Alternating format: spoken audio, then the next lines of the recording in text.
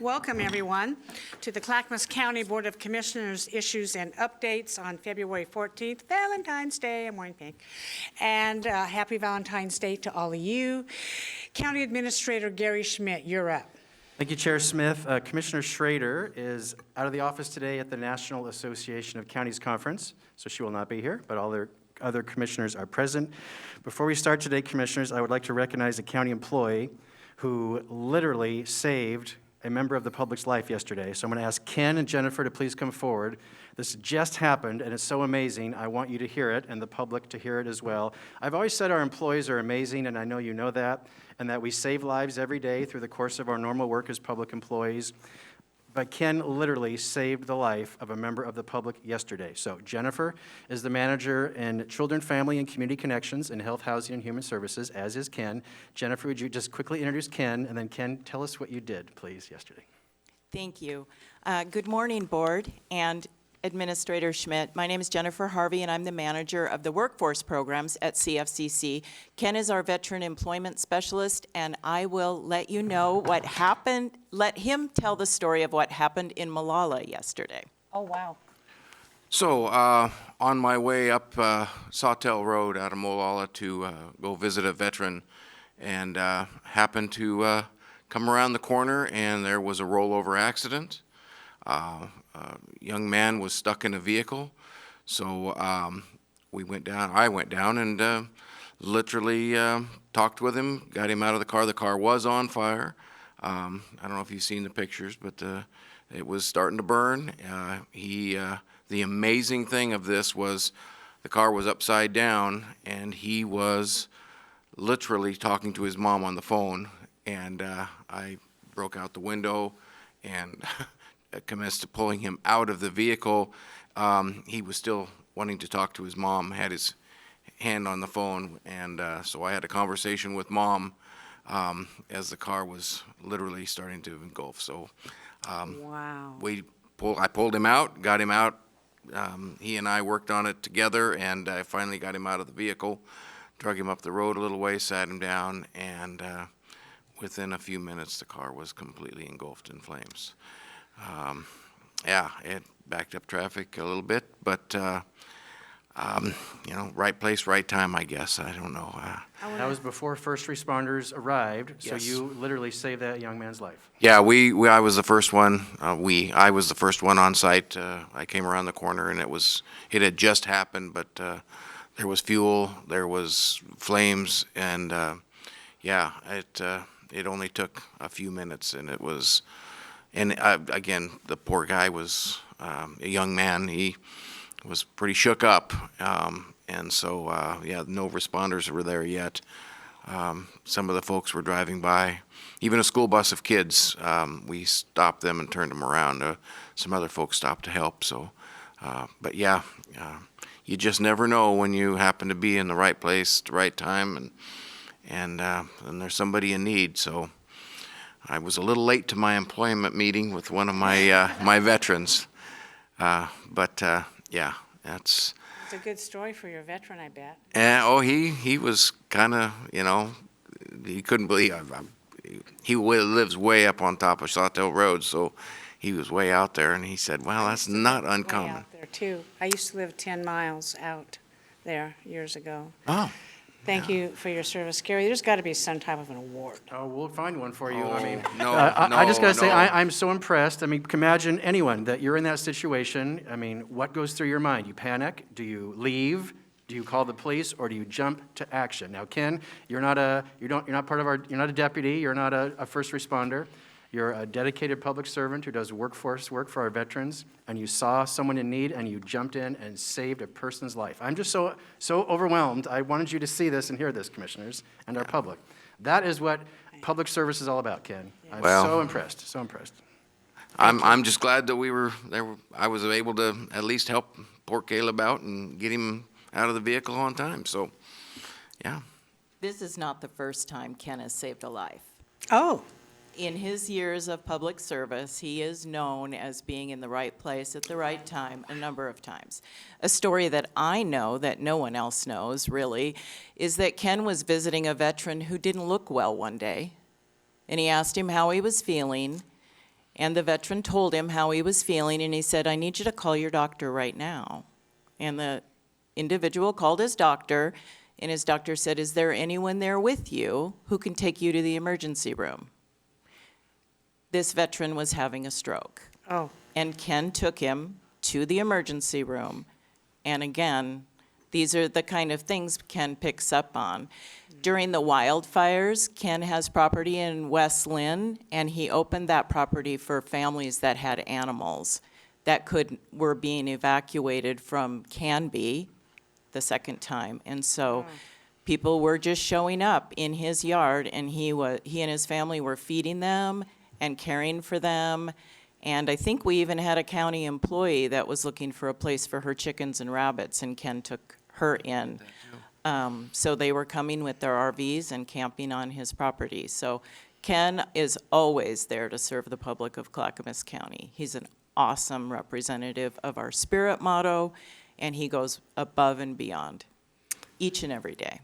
that's just wonderful. Commissioner Samus. Yeah, Ken, well, thanks for your service, and, you know, we're proud of you for that. But I just have a question, just curious. I was in a similar situation in 1983. I watched someone hit a tree and knocked himself out, and I and some others ran, you know, to him to pull him out of the car. I got there first because I could run faster than everyone else, apparently. But did you, I mean, I'm just curious. I didn't think. I just acted. Did you, I had adrenaline. I knew I had adrenaline because I did things I probably wouldn't have done otherwise. But did you think through that or just act? No, you act. I mean, you walk up and you see the vehicle and it's engulfed in flames, and the whole front end of the car was in flames, and there was smoke billowing out. You just react. The first thing is there anybody in here? And when I heard him talking, and he's not talking to me, and I'm thinking, oh boy, and I couldn't get to him, so I just tore the window out. And, you know, again, he's on the phone. Mom, okay, Mom. Yeah. You just do it. You just react. So, yeah, keep him in good shape and get him out of there, because that car was ready to go, and it did. Well, we're proud of you. Congratulations for that. Thank you. Yeah, I tell you, the hair standing up on the back of my neck as you talk about that. Commissioner Scholl and then Commissioner West. Yes, sir. Ken, thank you for your willingness to subordinate your own safety to save a fellow citizen. What's your background in the military? So, I did not serve. I've been Okay. doing the Veterans Employment Program for many years. I started my career as in the National Guard, but I could not continue with it, so I did not serve at that point in time. But I sure had an awful lot of fun as a civilian ride and spending my time with them. Well, thank you for your heroic actions. Thank you. Commissioner West. I'm curious, my question is, great story, thank you for your service. Were there any injuries, or were all injuries even avoided? So all injuries were avoided. After the first responders did come, I did sit him down, and we gave him a quick checking and making sure that he was okay. He was shook up. Definitely a little bit of shock when when I first pulled him out. He was definitely in shock, but he kind of came to pretty quickly, and he declined medical, but the medical was there a little bit later. The family did come, and you know, it turned out pretty good. Resilient young man.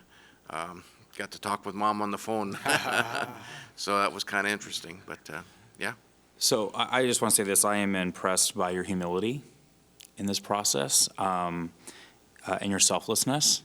And I think people like you represent the best of Clackamas County. And if we don't have an accommodation for this type of employee, then shame on us, we should. And it sounds like we have a good recipient for whatever that accommodation will be. But I'm really proud of you, and I think you represent like what is really special about this organization and the value system within our county. And I know this board appreciates you and your access service. Well, I appreciate that. Thank you. Gary. That's all. A nice way to start the day. Thank you, Ken. Thank you, Jennifer. Let's give Maria. Thank you.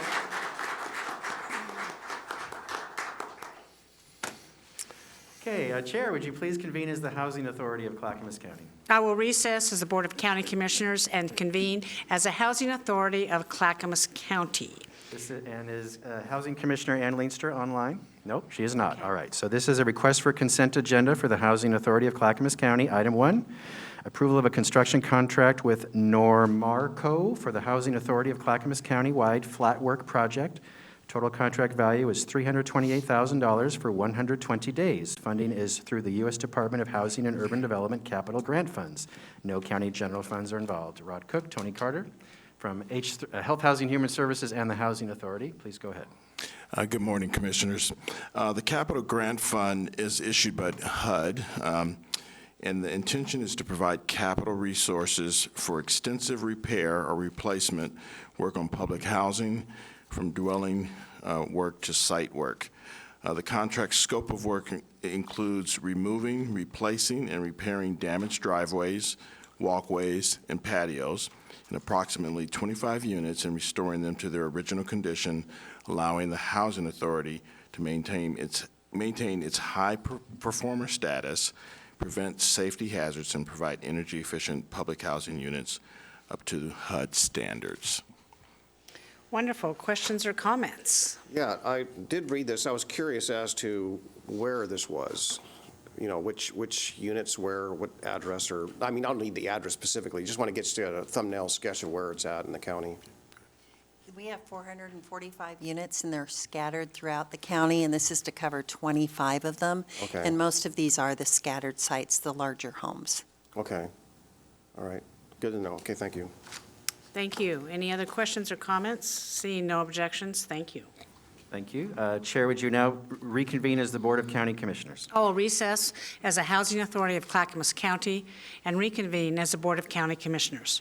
These are now requests for consent agenda for the regular Board of County Commissioners. First, disaster management. Item 1, approval of an intergovernmental agreement with the cities within Clackamas County for the lending of personnel within Clackamas County when personnel are unable to get to their normal reporting location. No fiscal impact, no county general funds are involved. Daniel Nybauer, Interim Director, Disaster Management. Go ahead.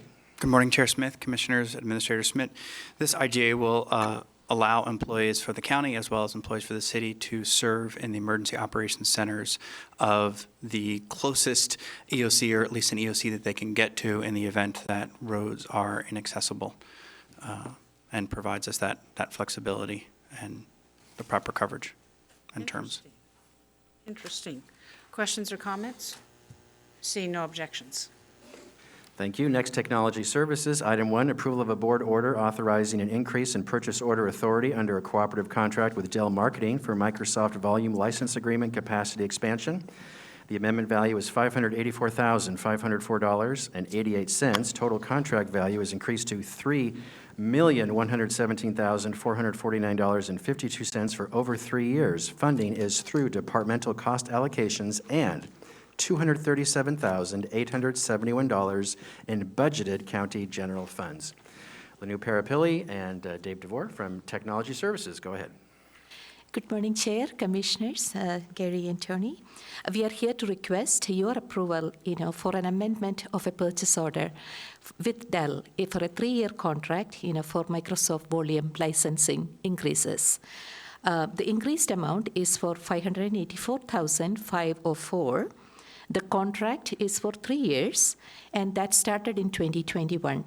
Microsoft does an audit or a true-up every year of the contract, and then invoices for any increases in the services, since the contract was signed. So this amount is actually the sum of all the true-ups from 2021, 2022, and the estimated amount for this year, for 2023. Funding is actually through budgeted allocation and general fund dollars, and we request you to approve this amendment for this purchase order. Thank you. Questions or comments on this? Seeing none, thank you very much. Thank you. Thank you. Next, Transportation and Development. Item 1, approval of a supplemental project agreement with the Oregon Department of Transportation for the East Barlow Trail Road at milepost 1.65 project.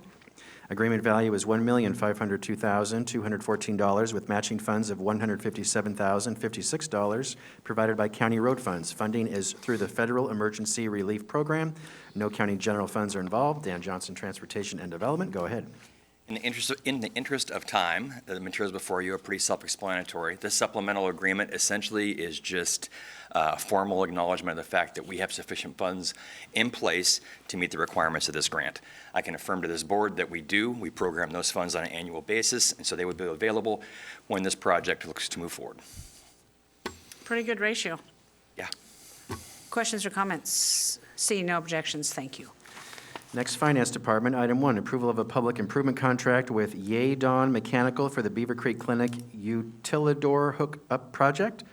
Total contract value is $313,651. Funding is through budgeted county general funds. Elizabeth Comfort and Jeff Jorgensen from Finance and Facilities. Go ahead, please. Yes, thank you. Good morning, Chair and Commissioners and Administrator Schmidt.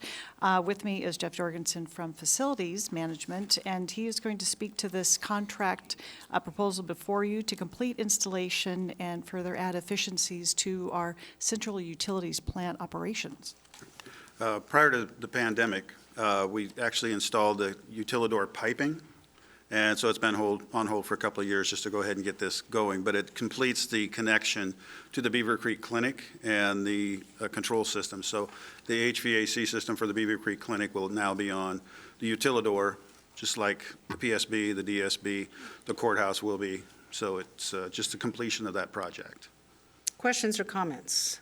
I'm just curious, is that Utilidor walkable? No. Okay, So so, there's no conduit, there's no tunnel down there. It's buried piping. okay. A rough diameter, just roughly, I'm curious. Well, there are 2 supply and discharge cooling that are 6-inch and 2 4-inch that are the heating supply and return. Thank you. When we get to the buildings, it goes in there, and then it goes into mechanical spaces, and you can see exactly how it's connected. I was kind of tempted to ask that question. I'm glad you did. Yeah. Thank you. Any further questions? Seeing no objections. Item 2, approval of a resolution authorizing a debt issuance of up to $7 million to finance the purchase of a facility and property at 6433 Lake Road, Milwaukee, for the Health Center's Behavioral Health Clinic. Deposit is funded through Health Center's clinic revenues. No county general funds are involved. Elizabeth is still here, and Sarah Jacobson, the interim Health Center's director, is here as well. Yeah, thank you.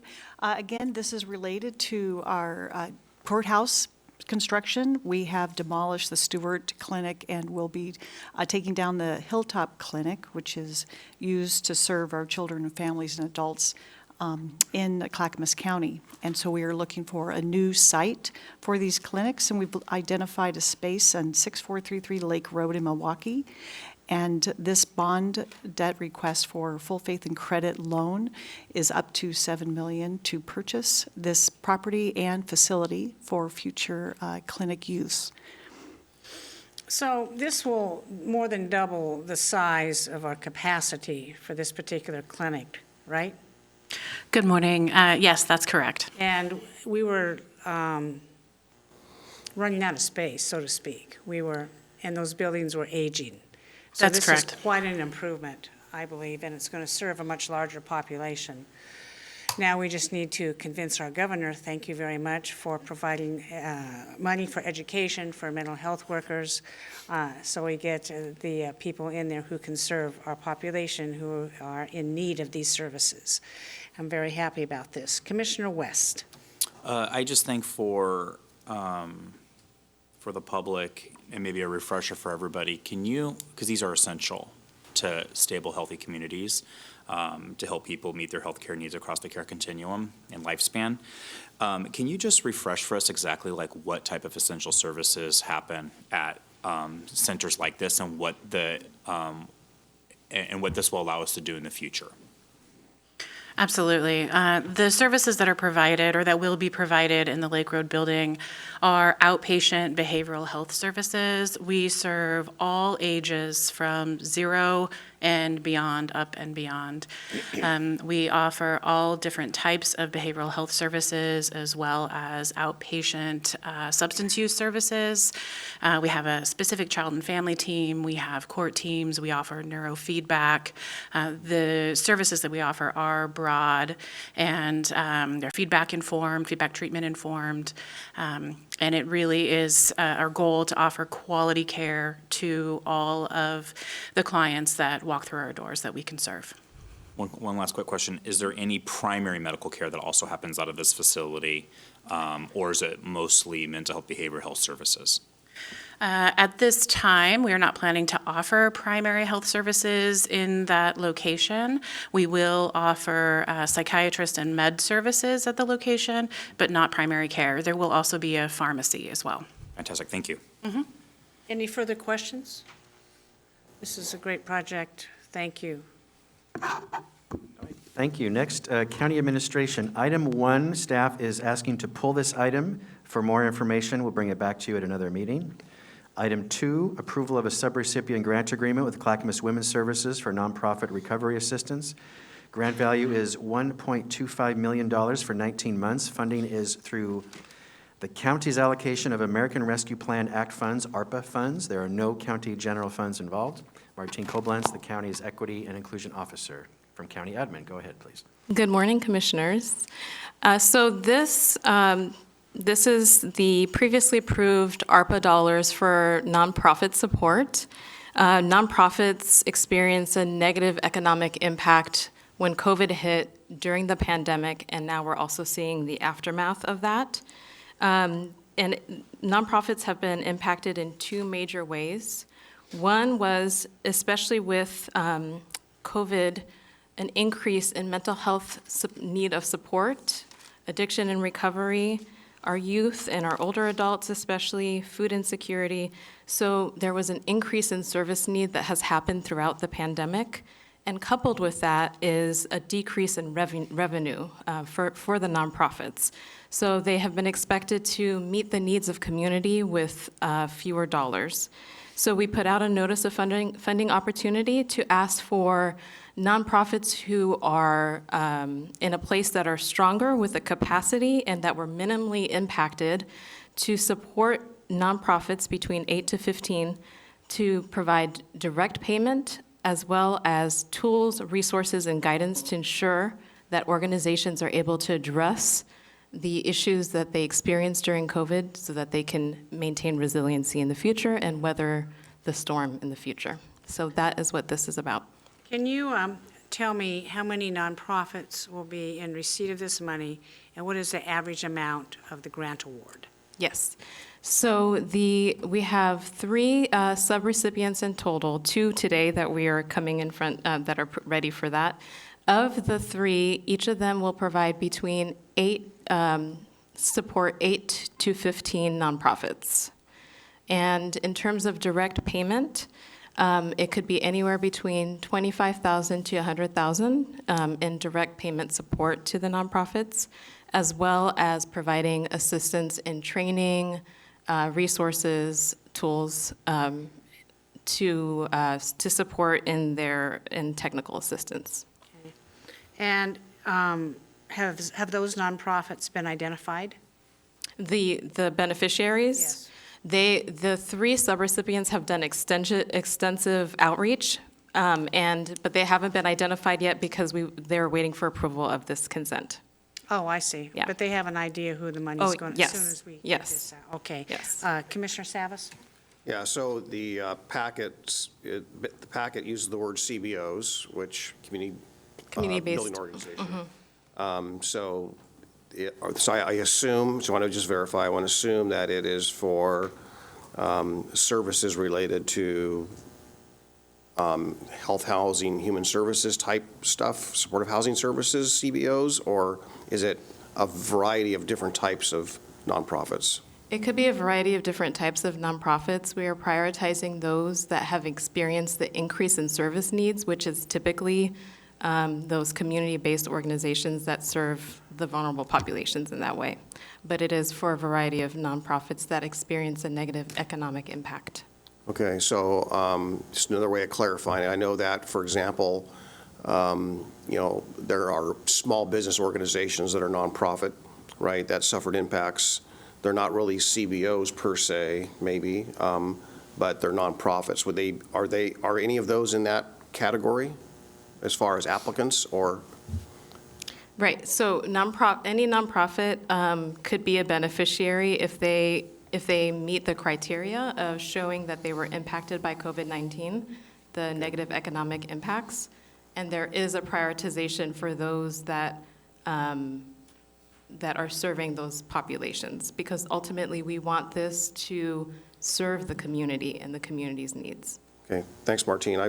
The word CBOs, I just didn't I know what it is, but I don't know how broad that definition is into other services or whatever, nonprofits that provides. That was my curiosity there. Yeah. Yeah, thank you. Commissioner Scholl? Yes, Martine, with the small grants program, the county staff took applications, made recommendations to the board, and the board approved that list of small grants. Yes. Okay?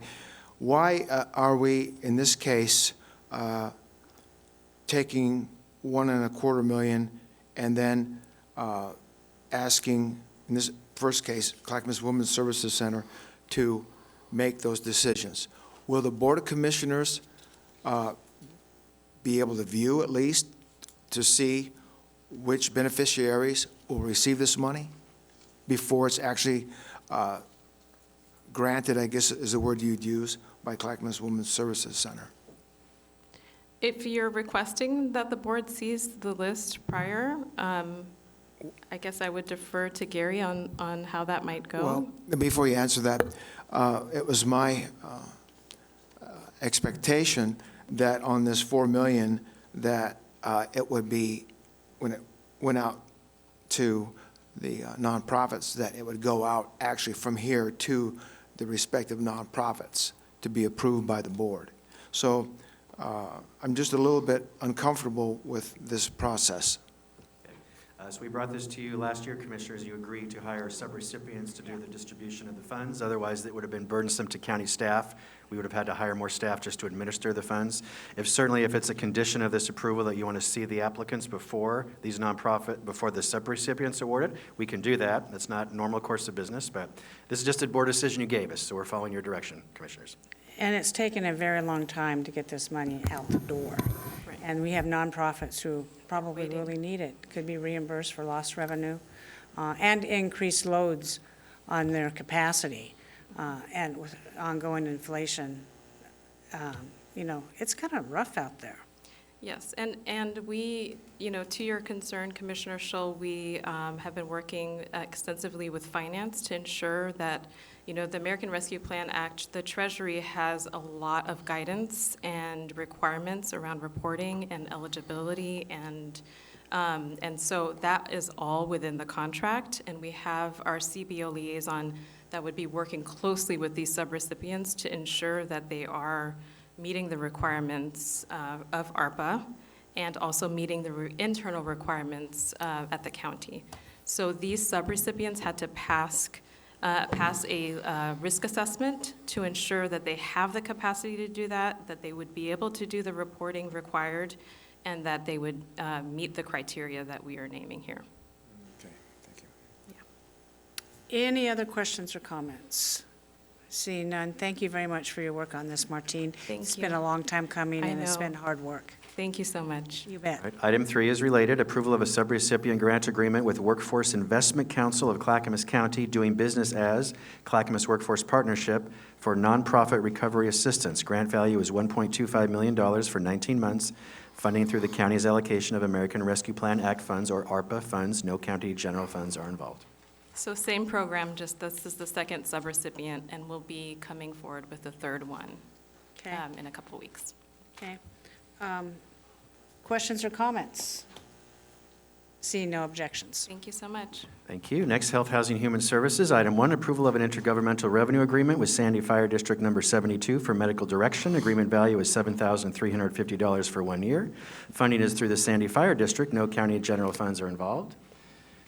Rod Cook and Adam Brown, Health, Housing, Human Services. Go ahead. Yes, on this first one, under this agreement, the county will provide medical director services to Sandy Fire District Number 72. It's just a piece we do for them so they can meet their requirements for the state. Does that have anything to do with the new Sandy Health Clinic that, No, so no. how does this work? This is where we have a medical director for the county, and so for the fire district to be able to operate, they need to have someone oversee their process, their I see. medical process, and that's what this person would do for them. Further questions or comments? Seeing no objections. Item 2, staff is asking to pull, and we'll bring it back with more information in an upcoming business meeting. Item 3, approval of an intergovernmental agreement with Clackamas Fire District Number 1 for Project Hope Community Paramedic Opioid Overdose Project. The agreement value is $16,000 for 6 months. Funding is through budgeted county general funds allocated for substance abuse. Yes, this is a partnership between paramedics, public health, case management, and law enforcement. They all came together to start the Project Hope. They used a multidisciplinary approach to deal with the drug use and overdose epidemic. And so how this works is after the medical emergency phase of the call is over, the community paramedic will provide essential follow-up visits to opioid overdose survivors and coordinate care between patients, clinicians, and community resources, focusing on treatment recovery services like detox, inpatient, outpatient, and community services. Questions or comments? Yeah, I do. So it doesn't seem like a lot of money. So I gather that maybe the criteria for qualifying is pretty narrow, so therefore the amount of money they can recover is small. Is that fair? I don't think the dollar amount is based on the number that if you're talking about the patients, if that's a small number. I think basically we have a limited amount of money, and so we're providing the service. I suspect if we had more money, we could expand the service. Okay, so maybe another way of coming around, so is any of the supportive housing services dollars qualify for assisting law enforcement and also assisting the fire when they're responding to a person who's either, population A or population B?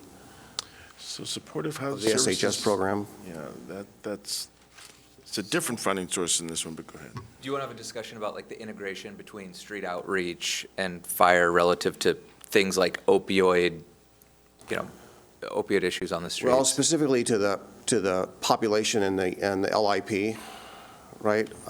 Population A and B, if they're responding to, a person that qualifies under one of those two, is there any opportunities to make them whole so perhaps they can actually enhance their service provision? Vahid Brown, please introduce yourself. Thank you, Chair. I'm Vahid Brown, Housing Services Manager in Clackamas County. The IGA specifically refers to the intergovernmental agreement for supportive housing services. It uses a case example of the displacement of funds and says a county could not, for example, use SHS funds to fund a deputy position in the sheriff's department. Right. So, but I think it's meaning this is funds that must be dedicated to serve population A and population B. They can't be used to build roads or provide other county services. In the event that a government entity of the county was providing housing services to serve population A and population B, and they were doing it under the aegis of a fire department or a law enforcement agency, I think those uses would be eligible with clearly defined scope and restrictions. We do fund a position through Central City Concern that works alongside the police department in Milwaukee, and are in having conversations with other cities about similar programming. So we are funding activities that directly support the work of law enforcement and responding to people experiencing homelessness. Right. And I understand, I followed everything you said. I certainly know that we can't displace funds that were intended, but, knowing that from the time that was a metric, if you will, the need or the calls for service have increased quite a bit, and there's people out there. So it seems to me that if we have, and maybe this is an opening for us, an opportunity for us, if we have a means to reimburse them, maybe they can provide more services as that population needs it to respond in a way, especially if we're having trouble getting services out right now, or the dollars out, that it'd be an effective means because they're tasked with quite a bit more than they were a year ago and a year before that. It's been growing, the demands for service, the calls for service. So it just seems to me that we could be helping each other by, sharing some of those resources if they qualify, of course. Yeah, I mean, I think that in order to qualify, it wouldn't simply be the interaction of law enforcement with someone who is experiencing homelessness under population A or B, as defined in the measure, but also delivering housing services as defined by the intergovernmental agreement. And simply in fulfilling performing the duties of a law enforcement deputy or officer with respect to someone experiencing homelessness, I'm not sure I can think of specific cases where the law enforcement officers are delivering housing services when interacting with people experiencing homelessness. They may have an opportunity to refer people or divert them to LEAD, for example. But typically there's a public safety or law enforcement activity that's underpinning their engagement with someone experiencing homelessness, and that's not an eligible activity under SHS.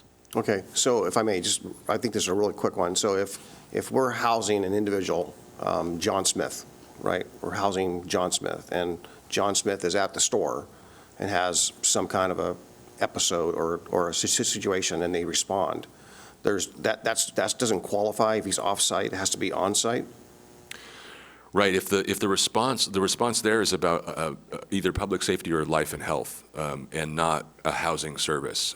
John's crisis at the store is either a public safety or a health matter, and so a first responder is responding under the aegis of first response, not working to end their homelessness or provide housing services. So I think that I think that there's certainly interest in H3S to explore, and we are working and exploring partnerships to enrich our relationships with law enforcement as we both respond in our various ways to people experiencing homelessness. But that example, I still think that doesn't qualify as a delivery of eligible services under the measure. Right. It just seems that if we know we're treating John Smith at a facility where we house him, and he's got a mental health or behavioral health issue, and as a result misses his meds or whatnot and has an episode, he's no longer really a customer there. He's actually being responded to as a customer of whatever responding agency. It doesn't seem right, but maybe that's a conversation for another day. So I'll just leave it there. Thank you. Thanks, Commissioner. Commissioner West. Can I just piggyback on Commissioner Savas's comments? Are we talking about the difference between like an acute community response versus more of chronic management? Is that the difference here a little bit?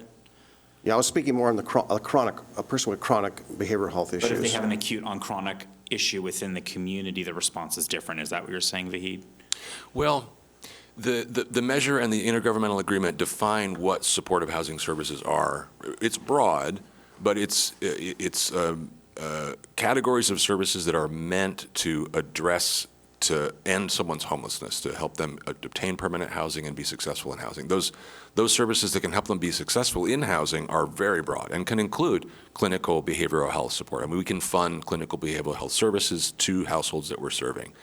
I'm drawing a distinction between, kind of the performance of municipal activities of an officer of a city or the county who is in performing their municipal activities, interacting with a person experiencing homelessness. That interaction with the person experiencing homelessness doesn't in and of itself make that a supportive housing service, right? It's a law enforcement or a first responder activity.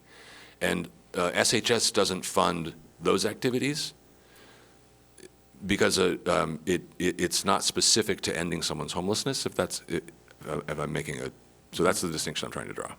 And then I have one follow-up question, totally separate, it looks like the treatment and recovery services for this funding completely falls within the priorities of this board. And I have just a question about like how this plays out in real life. We have a person who is finally reached that state of, I need to have some change, I need help, I need detox, I need to be detoxed, I have to get stabilized. And then we call the Hooper Center and they're like, sorry, that's a week and a half or 10 days before. Keep calling us every morning and we'll see if we can actually help you. Do we have supportive services does this money help with the supportive services to follow up and help that person call every single morning until we get them into an actual detox? Because unfortunately, the region has really divested in that necessary asset. Hopefully that changes. But I'm just kind of getting an idea, like how is the safety network with these services? Briefly, please. I think the question from Commissioner West is about the supportive housing services work, and yes, that is the bread and butter of the case management, navigating those resources, making those calls, supporting people to access those kinds of programs. Thank you. Thank you. Seeing no objections, I'll just say, Commissioners, we are halfway through our consent agenda. It's almost 11:30. We have 4 major items of business today for discussion, and they're fairly technical, so I think we're going to work through lunch until 1 o'clock, of which I will recess at 1 o'clock, Gary, because you and I have some pending appointments starting at 1 o'clock.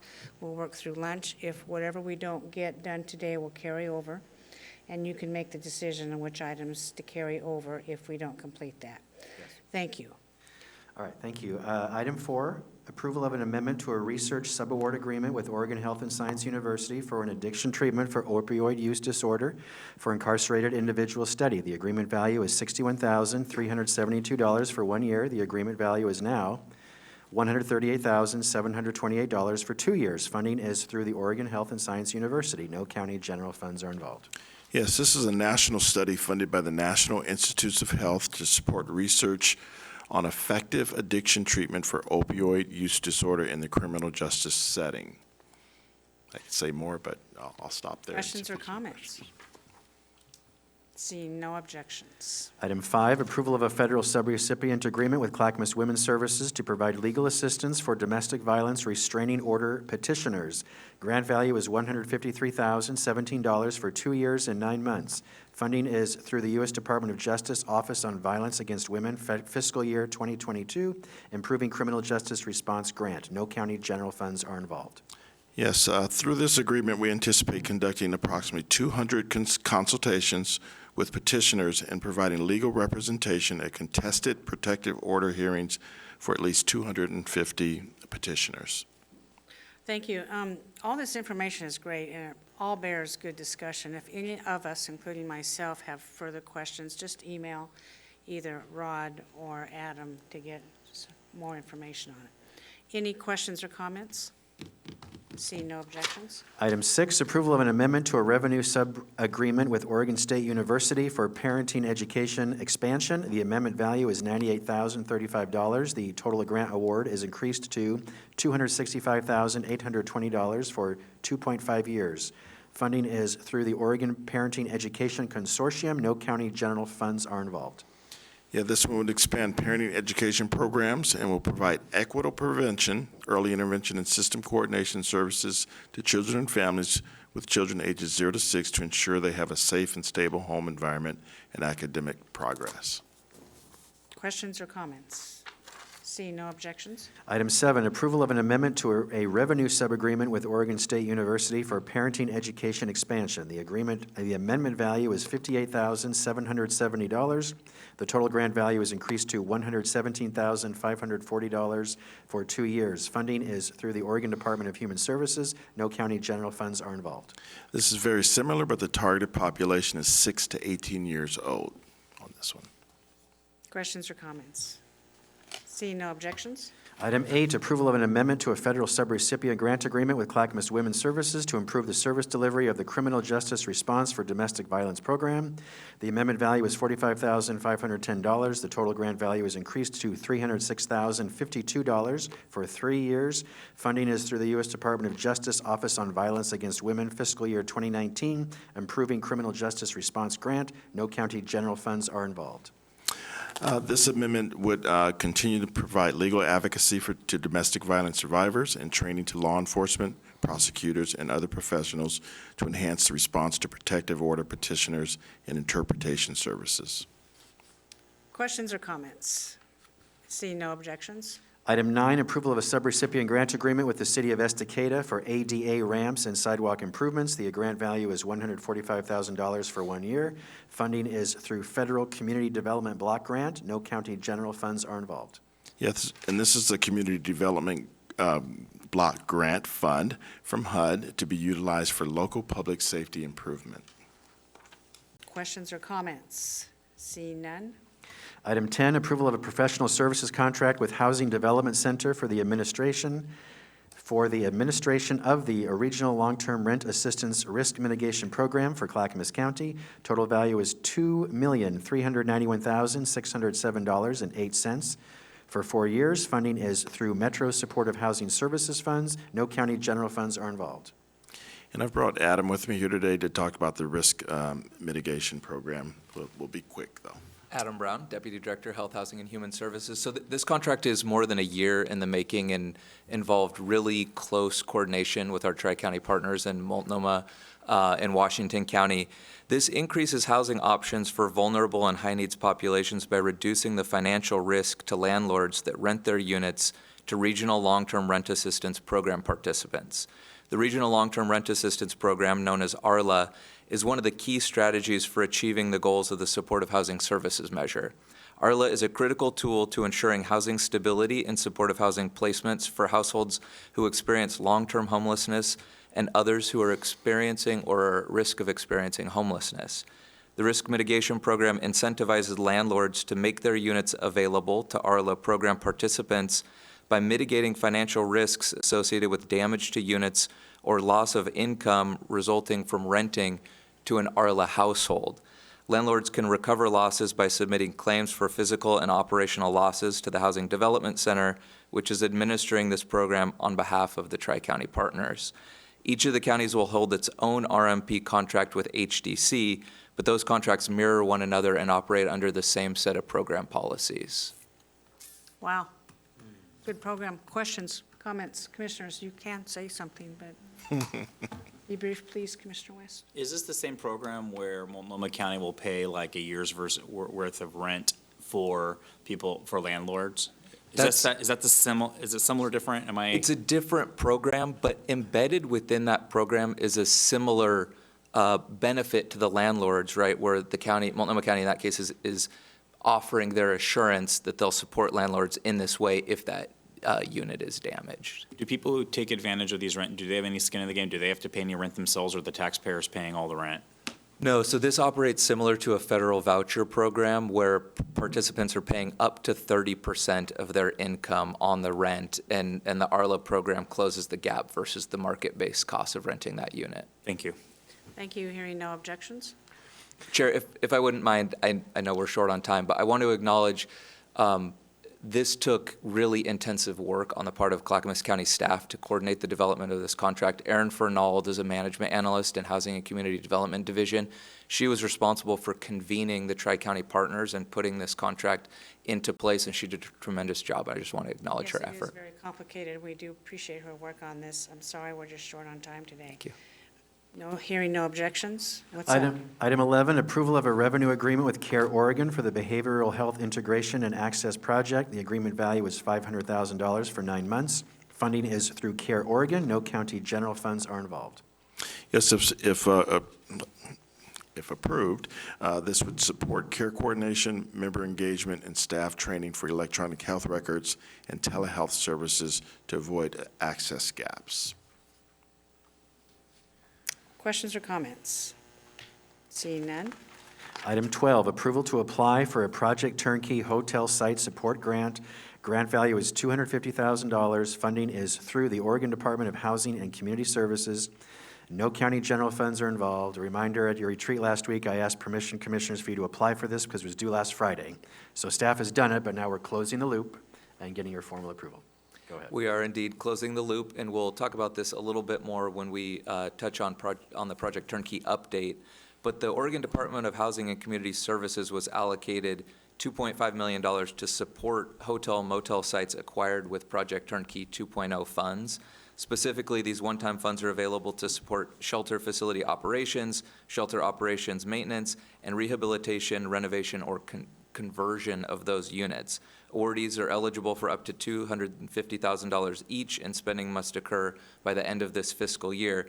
If received, these funds will support any necessary rehabilitation or conversion associated with the county's acquisition of its Project Turnkey 2.0 site. Thank you. Questions or comments? Seeing no objections. All right, that is the request for consent agenda. We're going to do turnkey next, so whoever needs to stay for that. All these items will be on this Thursday's business meeting agenda, except for the 2 items that I pulled at staff's request.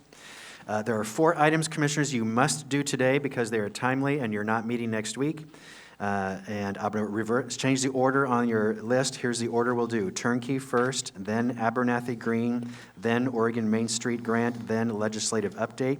We'll get through them as quickly as you can, and we'll either go through lunch or you can decide how long you want to be here. But those has to happen today, Commissioners, please. All right, we'll start with Project Turnkey, Quality in Purchase and Sale Agreement, and Board Order. Adam Brown from Health, Housing, Human Services will present. A reminder, you're making no decision today. This is on this Thursday's business meeting agenda for your discussion. So this is just teeing you up for that meeting. Go ahead. Thank you, Administrator Schmidt. Adam Brown, Deputy Director, Health, Housing, and Human Services. So I'm going to give you a brief update about where we're at in our process, and then we'll talk about next steps for Thursday. So we have received information about our award from the Oregon Community Foundation. The Project Turnkey Advisory Committee at OCF has recommended an award amount of $8 million for our acquisition of the Quality Inn, of which the purchase price is $15 million. The next step is for their recommendation to go to the Oregon Community Foundation's full board for approval, and we expect to have that approval this week. That's the formal part of their process, but the board's likely to accept the committee's recommendation. And then they're in the process of working through their allocations, and they may make another $500,000 available to us once they sort out the details on the needs relative to other sites. So the award could be up to $8.5 million, but we won't know about that extra amount until later next week. In order to move forward with the acquisition of this site, there are a number of issues to resolve in an addendum to the purchase and sale agreement. So in the purchase and sale agreement, there was a term for a 75-day feasibility period, right? That was the period in which we were to carry out our due diligence. The due diligence process is complete, and you've heard a summary of the results of the due diligence findings. There are a number of things to resolve in this addendum. So one of them is officially accepting the feasibility contingency and waiving further contingencies. Additionally, the inspection of the property turned up a number of immediate needs, small number of immediate needs, and then a number of other issues for the county to consider to preserve the useful life of the asset and to get our operations started off on the right foot. So with regard to the immediate repairs, staff has worked with the seller, and we've come up with 2 categories of repairs that will be reflected in this addendum to the PSA. Seller expense repairs, and those include repair or replacement of wind damage roofing, electrical cover plate on a light pole, replacing out-of-date fire extinguishers and some missing glass on fire extinguisher cases, and repair or replacement of some stairs, a small set of stairs that were structurally compromised. This is a very short list of items because the general report was that the physical asset is in really, really good shape. So the buyer expense repairs, there are 5 of them.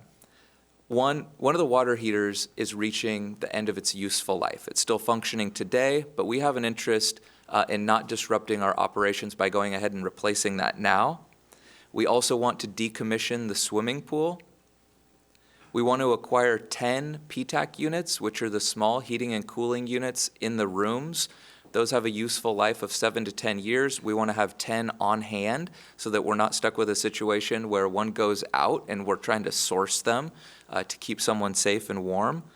We want to resurface the parking lot. So the parking lot's coming close to reaching the end of its useful life. It either needs to be sealed or replaced. Sealing the parking lot only buys us a couple of years, and it comes at a pretty significant cost in and of itself. So we think the most sensible financial thing is to just go ahead and replace the parking lot or resurface it. And then there needs to be repair and replacement of smoke detectors with a combination of smoke and CO detectors. So those are things that we want to pay the seller to take care of on our behalf. Those total $205,000.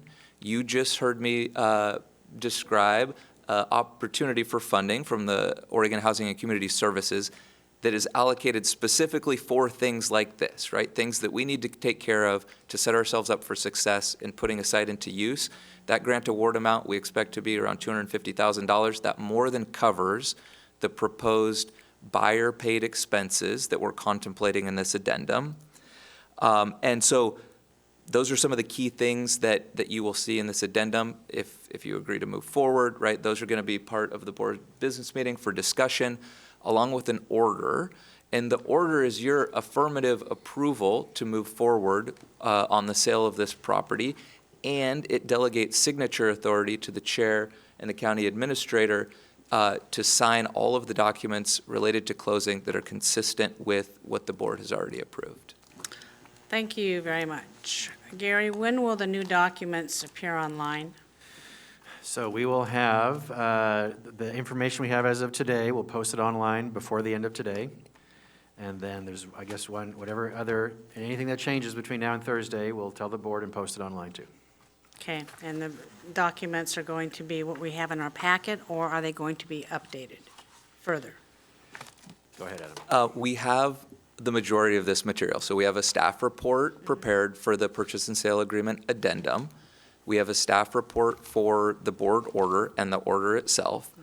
The one piece that we might need to update later is the addendum itself, because we still have some back and forth to do with the seller to get things just right. But we're going to get there by Thursday. A couple of words here and there. Thank you. Commissioner Savas? Yeah, just a couple things I want to clarify, because I know that people have reached out to me thinking we're making the decision today, and we're not. But there's also just a couple, and I know we'll cover more on Thursday, but there's just a couple misperceptions out there. And so, number one, $8.2 million is a $15 million purchase. Can you just briefly speak to the gap and how that's going to be filled? We know how, but just for the public's sake. Yeah, so just for clarification, thank you for mentioning the $0.2 million, right? So the seller, or the buyer expense repairs are just over $200,000. So the purchase and sale agreement addendum will increase the purchase price to $15.2 million. We've received the information about the award from Oregon Community Foundation. That's going to cover $8 million, so that gives us $7.2 million balance. I talked about OHCS funding covering the $0.2, so that leaves us with $7 million.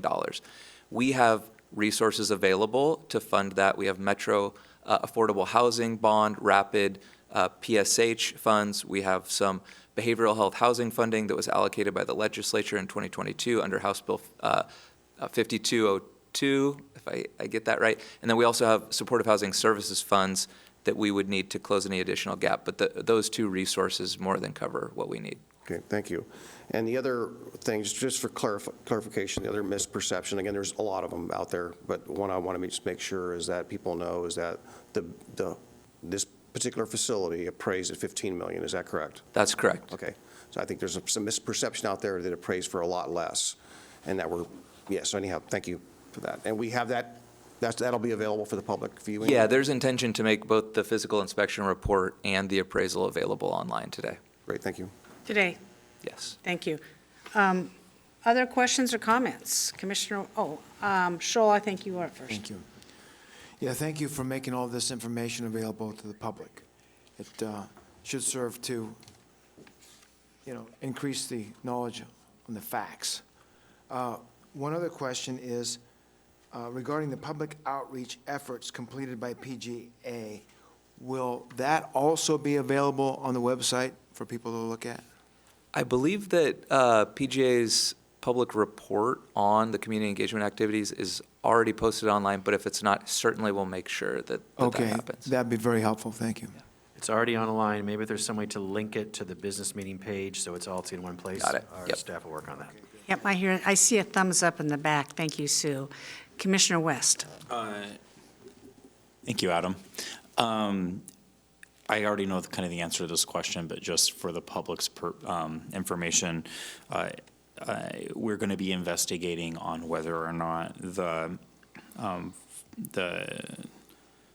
fire alarms and the CO2 detectors will be tamper-proof in the rooms, correct? Correct, They'll be yeah. more secure to make sure that they're always in working order? Yes. Thank you. Further questions or comments? So Gary, this is just a report. Yes. So this Thursday is your decision day. This Thursday's business meeting, February 16th, you will have a public discussion item, which means the public can comment to you before you vote. Chair Smith has already allowed that, so Yeah, we any public decided can that- comment. Yeah. We decided that some time ago, that that would be appropriate to do. And this is also subject to final approval from the Oregon Community Foundation of the $8 million. Okay, thank you very much. Appreciate it, Adam. Thank you. Thank you. Next item, Abernathy Green Access Project RAISE Grant Application. We have Christina Fadenrecht from County Administration and Dan Johnson from Transportation and Development to present. There was a memo in your packet seeking your direction today because the deadline is, of course, next week. Thank you. Good morning, Chair Smith, Commissioners, and Administrator Schmidt. My name is Christina Fadenrecht, and I'm a policy advisor. And today I am seeking your direction on your support and capacity in the Abernathy Green Access Project RAISE grant for the City of Oregon City. The RAISE grant is through the U.S. Department of Transportation for Rebuilding American Infrastructure with Sustainability and Equity. And as some background for this project, it is part of a larger redevelopment effort for the former Rossman landfill. And to be clear, this grant support is not reflective of your support for the project overall and the redevelopment, but as for the transportation upgrades. But this project with Oregon City and Summit Development Group, they're working on gathering financial support and infrastructure to the site to ultimately be completed with 500 units of housing, retail, office space, and public gathering spaces. And they're asking you, Clackamas County, to sign on in support to the grant for project management, grant administration, reporting, construction, design, and right-of-way acquisitions. The county's bond rating would be listed on the grant application. You would be committing to the county's capacity to deliver on the project. And the deadline to commit is February 28th, if you are interested. And I have Dan Johnson here, Director of Transportation and Development. If you have further questions, would like to open it up to you. Dan, do you have any further comment on this until? So this is a very interesting project. We've all been lobbied hard on this, and initially the ask from this developer was for assistance in the brownfield cleanup that is, this property is on top of an, I don't know how to say it, a dump. And that is, I've been told, about $40 million. And initially, they wanted us to make an application for brownfield abatement through the federal government. And we kind of agreed to that, and they would reimburse our county for any cost or time. However, that grant went away, and so it's no longer available. And I believe they're still seeking money for the brownfield cleanup on this before anything can go forward. And I found this grant is quite troubling. I'll just say it. Oregon City passed something on to the Clackamas County to take care of, and I have oodles of questions on this.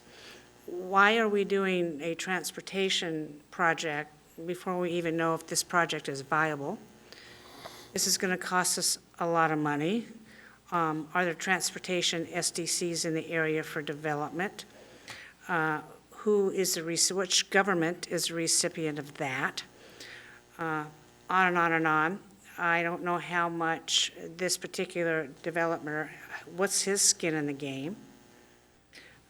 Is he able to post a quite substantial surety bond to reimburse Clackamas County for any of the costs incurred on this, the Oregon and you could read the memo. I really hope you folks read the memo and try to understand it. Whereas I always want to see development going forward, but boy, they have really saddled Clackamas County with a lot of costs and responsibility and on this that I'm not willing to take on this particular application. Now, we can put all kinds of sideboards on this going forward. We can ask for, and I floated this idea to Gary, a $20 million surety bond from the developer, payable to Clackamas County in the event of a default. There's $15 million they're applying through the legislature for brownfield abatement. Make that check payable to Clackamas County, if you were lucky enough to get it. And there's a lot going on here. I don't see how we're able to do this, but you know, I want to listen to my commissioners on this. I'm not sure who was first. Paul, you want to go first? Sure, I'll go first. So, like anything you all bring, staff brings to us, there's usually, if there's a cost, it's usually identified, the cost and where it comes from.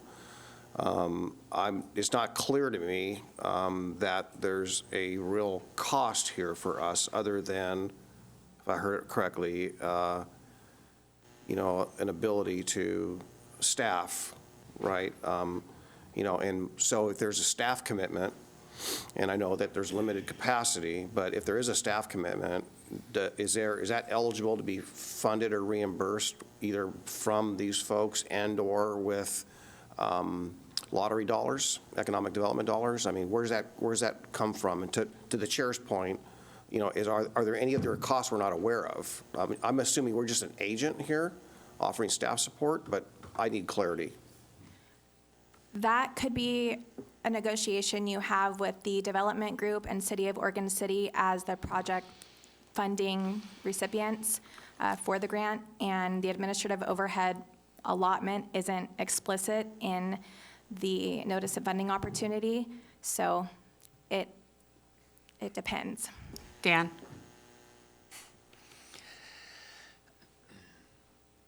I want to be clear that my comments are no reflection on the project. They're no reflections on the benefit that it would be to the City of Oregon City, Clackamas County, and the region. I firmly believe in the redevelopment, as I ran the Urban Renewal Authority, the value that those projects have in repurposing lands, especially brownfield sites. I was asked to take a look at this grant request, and there are a lot of questions out there. To be honest with the board, there's a clarity around what the grant request is, how much they're asking for. There isn't a lot of clarity on, when we do items like this, when we put grants like this forward, we have very accurate cost estimates. We have, if we're going to do it with a private developer, we have pro formas, things of that nature, so we're able to kind of see where all the dollars and cents and the liability is at. There wasn't a lot of clarity on the scope of the projects. There was some reference towards, if you looked at materials, reference towards like half-street improvements and things of that nature. There were also reference to off-site capacity projects that didn't really have a cost associated with it. So in my role here in defending the interests of the county and the Board of County Commissioners, there isn't enough information in here for me to look you in the eye and say those dollars would cover the cost of those projects, because I don't know that. Okay. So I have one follow-up, and so, Christina, you made it clear that these are not for site improvements, right? These are for the roads. These are for roads, paths, pedestrian areas, community gathering spaces. Transportation-related. Yes. So typically, when we involve ourselves in that, we own those facilities, right? So do we own the roads, not the paths, but the roads in particular? Do we own those roads, or are those city roads? To the best of my knowledge, the section of Redland Road in question is under the jurisdiction of the Oregon Department of Transportation. Abernathy is still under our control in Clackamas County, and I believe Washington is under the control of the City of Oregon City. Okay. So if you're not clear, we can't be any clearer than you are, right, staff? So I respect that. And I think it's, going back to the, I guess, confusion we didn't create, but confusion that came up last week when we had the folks from the Fuller Road property assume that we were going to waive property taxes. I know those things are organized, and I support staff and don't question anything we did, but I know that when we do that, any kind of a deal we make or opportunity or development, we have those things ironed out in advance, right? We know what we're doing, we know what our roles are, what our commitments are, and everything else. So I need clarity, and I think that's your practice, Dan. I'm looking at you in particular here. We So- need clarity on cost, scope, risk. Those are things that are all near and dear to your hearts when you make a decision. Right, so is there a timing issue? I mean, why is it here today without that clarity? The grant is due on Tuesday, February 28th, so you don't meet again before then. Okay. That's why it's here today. Okay, so what can we do to protect ourselves if we don't want to, I don't want to trip this up. At the same token, I don't want to expose ourselves. I mean, That's right. do we put a clause in there saying we have a limited role and that there will be a reimbursement? I mean, what do we do up right now to make it clear that limits our risk? I think, Chairs, if you decide to go forward, Commissioners, and I'd like to make a recommendation to you before you do that, yes, I'd suggest you come up with a list of things you want to have really clear on what we will and will not do with this grant, should you decide to go forward. We could, and there's two more commissioners that want to speak on this. We could approve this subject to a whole bunch of stuff. Commissioner Scholl, you're up. Yes, well, we only have till the 28th to produce this letter of support to the U.S. Department of Transportation. I don't know how we do that. Before the other commissioners' comments, my concern was what would be the cost to the Department of Transportation and Development and other staffs to absorb this extra workload. And with the lack of detail, I don't know how we're going to get to 28 February with a letter of support. Regarding, I don't know how to answer the question you asked me because I don't know the total scope of the projects they're associated. I know I can look you straight in the eye and tell you we have not, we plan and program our road capital projects. This is not in our current program. I can tell you that should it be approved, we would need to hire additional contracting services, which we've done on other projects, but would then still be managing those contracts, which we're running 90 projects right now. I'm just going to tell you, so. And so without that information, 9.6 million bucks might not be enough, and then if it's not, then what? I would like to add two more points that might be of interest. In May, there is a special election scheduled for City of Oregon City, and this grant going forward, if awarded, is contingent on Oregon City's urban renewal funds borrowing $44 million being approved by the voters in order for this grant to go forward. And so unless that passes, then this. Then this becomes a moot issue? Right. Okay. I will also say, and you're up next, these raise grants, they come and they go. It's not like this is the last bite at their apple. And I think this is a good learning experience for everybody in mind. Number one, Oregon City passed this at the last minute and expected Clackamas County to jump on it like this without any scope of work. I mean, they wouldn't do that. I know for a fact they would reject it outright. We have no idea which roads are involved. I mean, this is 500 housing units. Yes, that is so, so valuable. I don't want to stop that at all, but we can't be saddled with the county of assuming the costs and the risks associated with this at this time unless we had more information. Commissioner West. Chair, you took 80% of the words right out of my mouth. I'm sorry. It's okay, as long as it gets said. I'm like a little torn here because I feel like that the Oregon City decision super complicates this. I come from the city level, and this seems a little bit different than I've seen projects be funded or dealt with, especially the transportation infrastructure in the past. And I think that they're trying to pass a lot of the risk onto the county. And they have maybe an assumption that we have more capacity than in reality we do. And it is a little outside of standard practice for a city to completely buck all responsibility on that transportation infrastructure for a major housing development in their city. There's a lot of moving parts with this, but at the same time, we don't have enough housing. And this is a great opportunity to really meet that need.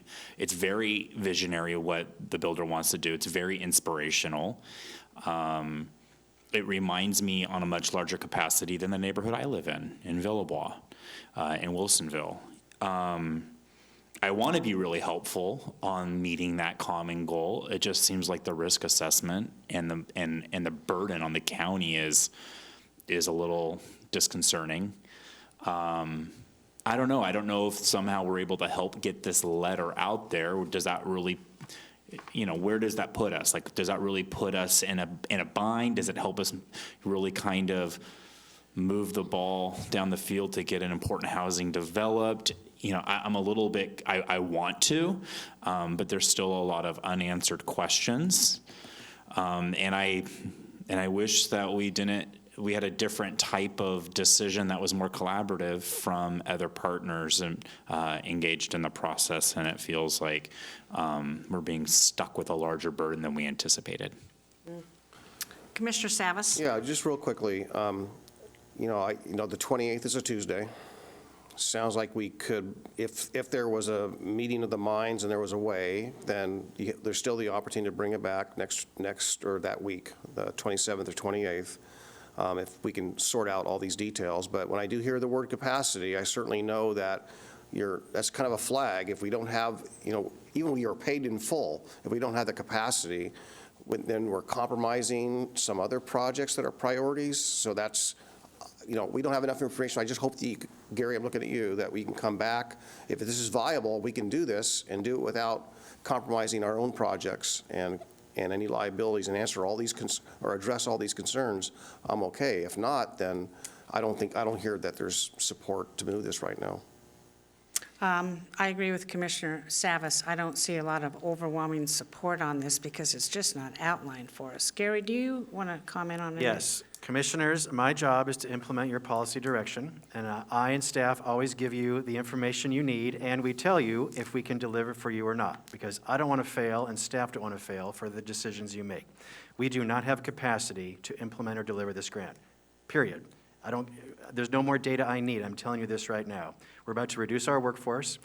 You are about to make decisions on budget that will eliminate programs and services. We don't have the capacity to do this. I'm sorry. It's an amazing program.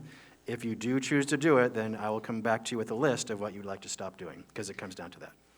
And we'll say, I'm going to reiterate, there will be other opportunities for a federal grant because those funds they've been already passed, but they're going to be reallocated, reauthorized every year from Congress on infrastructure grants, and we know those are coming. Dan? In response to your question, I don't believe staff has the ability to prepare to answer all the questions that are out there in the next 7-day period to get you the information you need to make a decision on this. Okay. Secondly, and the chair hit the nail on the head, the grant cycles come forward. Hopefully at the next grant cycle, there will be decisions made, for example, to vote for the Oregon City, and there will be more additional data and specificity that would allow this board to possibly support it at a future date. But I'm just affirming what the county administrator said. In the next 7 days, we are not going to be able to enlighten you about what needs to be done. I also want to say from a competitive perspective, and this is more of a discussion from PGA, I don't think it puts the grant requests in a great competitive light with our federal partners if we put forward we support it, but here are 100 different conditions on that support, and that would be a concern as well. So, Gary, do we need to take formal action on this rejection? Do we need to entertain a motion? I don't, only if you're going to approve it, yes, but if you're not, then it just. Okay, we are not going to approve this today. I do not believe we need a motion. Generally speaking, this board, I think, is supportive of new housing, new development. It's a wonderful, wonderful thing, but the risk and unanswered questions are just too great at this time. We can send you ways that you can still support and show your support of the redevelopment effort, and we can Well, that's a notify whole them. nother question, Christina. The letter says one thing, and now you're asking for another. So maybe at a later date, when we reconvene, the week of February 28th, if Summit LLC wants to bring a letter of support, it's going to have to be without commitments. So that's a whole different topic. Yeah, Chair, I just say that from what I know of the concept of the project, it sounds wonderful. It adds housing, does a lot of things, economic development. I think it'll do a lot of great things. So, if there's a need for a letter of support, I think we should seriously consider that. Sounds like we have time if there's an applicant, right? I mean, not an applicant, but who's ever applying? Can the city apply, for example, versus us? And I understand the contingency that this might not be all for naught if the voters say no, but I can see that if there was a pathway, that the voters would be more inclined to say yes if they knew all the pieces were in place to make this happen. But it's not our project, though. So, but I'm happy, again, if there's a letter, I would possibly entertain that and consider that. We don't have a letter today, do we, Gary? So there's a draft letter in the packet. So a public entity has to apply for this grant. The city has already declined. They said they've had no capacity. They're giving it to us. I'm recommending to you, we also have no capacity. So the other how choice can we is, send a letter of support when we're not offering capacity to facilitate would have to find what we're supporting? That doesn't make sense to me. Yes, generally speaking, this board, nice project, okay, what's it going to cost us?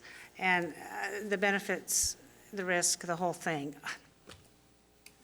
so So unless that they, letter of support is to the transportation director, Right. the federal, Buttigieg. They can ask another entity to be the project manager. It doesn't have to be Clackamas County, but they have expressed they do not have the capacity to deliver it themselves as the project manager. All right. Commissioner West. I guess so we don't, they need a letter from us, like the one you drafted in our packet to the Transportation Secretary.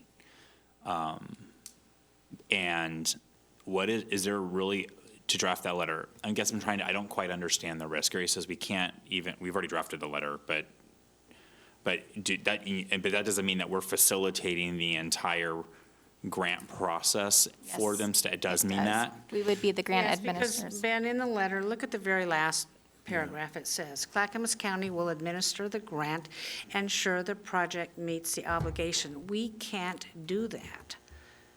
So this letter, as currently written, is not acceptable to what this board just decided. We can say, yeah, wonderful project, go ahead, do it, but we can't accept the risk and responsibility. Go ahead, Commissioner West. I really want this project to take off. Well, it probably will. This is not the end. So don't think that. This won't stop the project. Yeah, this is not going to stop it, because it's subject to the vote of the urban renewal. And frankly, if the citizens don't vote the urban renewal, this project's dead anyway. It doesn't matter what we do.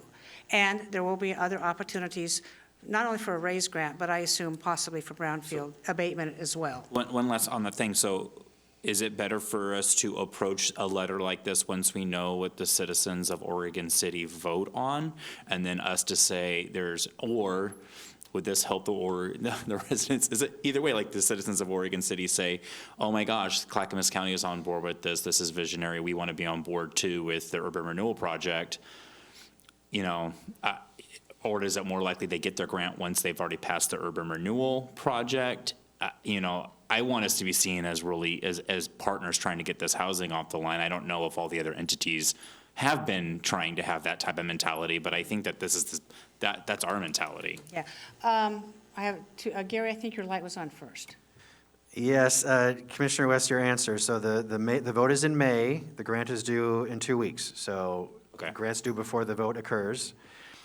What you could do, commissioners, is staff could give feedback that the developer needs to find another public agency, and if they can do that by February 28th, on February 28th, we'll bring a support letter back to you that supports the project, but we don't administer the grant. That Okay. could be our Can path. any city do this, or does it have to be Oregon City?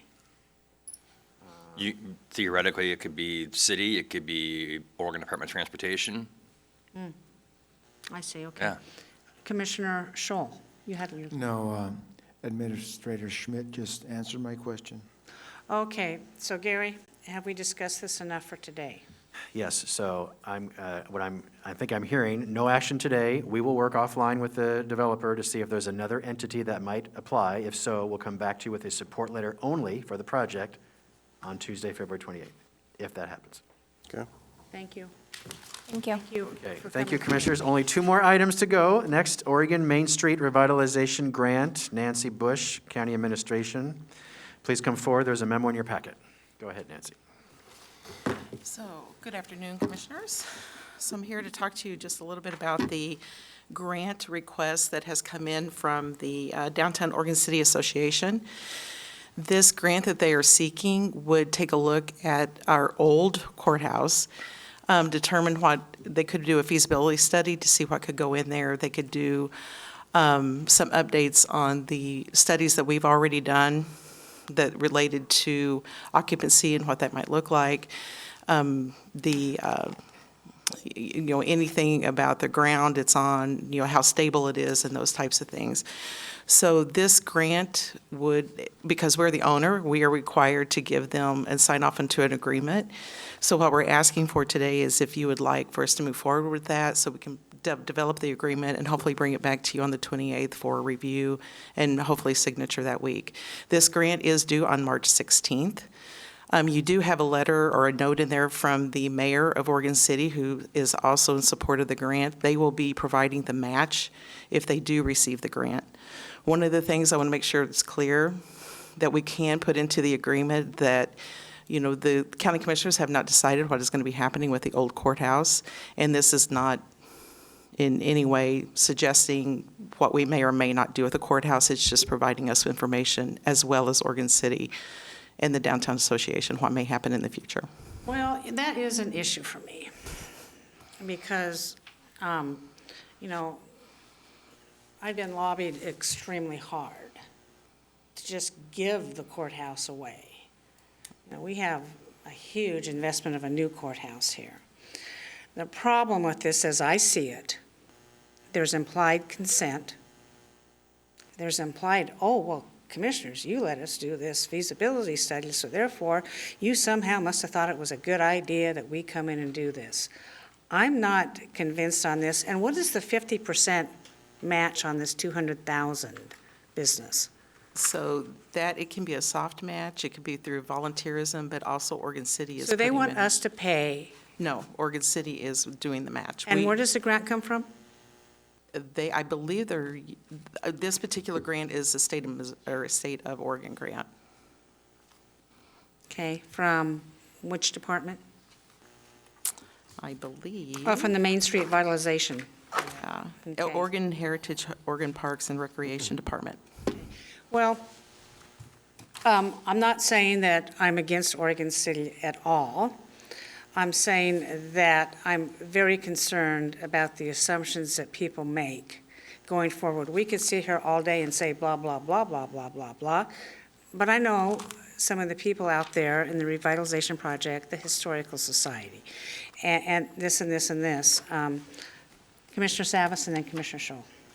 Yeah, well, I hear the concerns. I see what's going on here. If there's a letter or something or an agreement that, we have not made any decisions as to the disposition of the property, that, still remains the right of the county. Make that perfectly clear. I think that might resolve at least one issue. The other one is that I'm concerned about, of course, is we haven't identified exactly our financial situation as far as the budget, making the payments and everything else. Granted, this is one-time funding, not ongoing funding. But, I'm concerned because we haven't sorted that out yet, so we don't know our financial picture entirely. I do understand, I have talked to members of the city, the mayor, councilors, not all of them, and not all at one time, but here and there. So I understand, their desires. I think it could be a great asset. At the same token, as I'm also worried about, structurally, that no one gets hurt in the future for the very same reasons we got our assistance from the state for a new courthouse in a new location.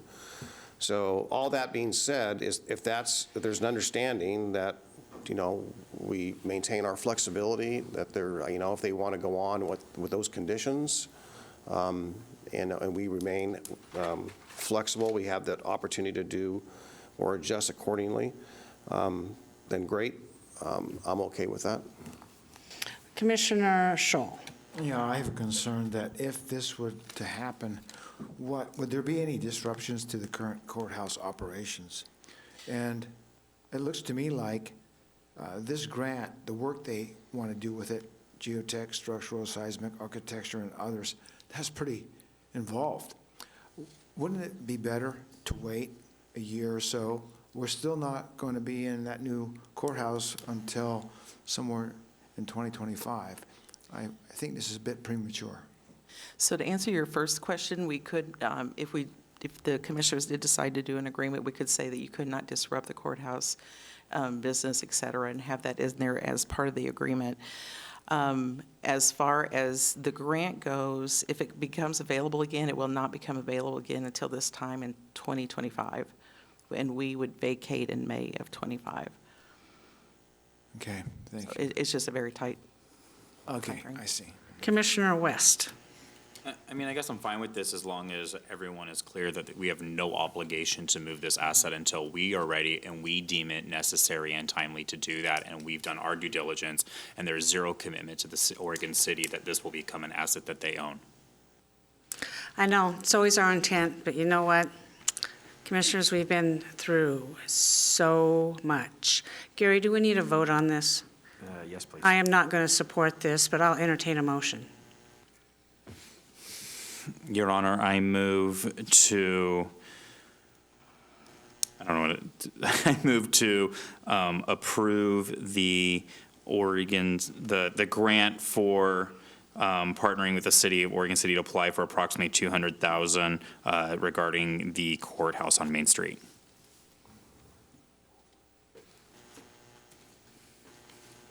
Motion has been made. Do I hear a second? Hearing no second, motion dies for lack thereof. Chair? Yep.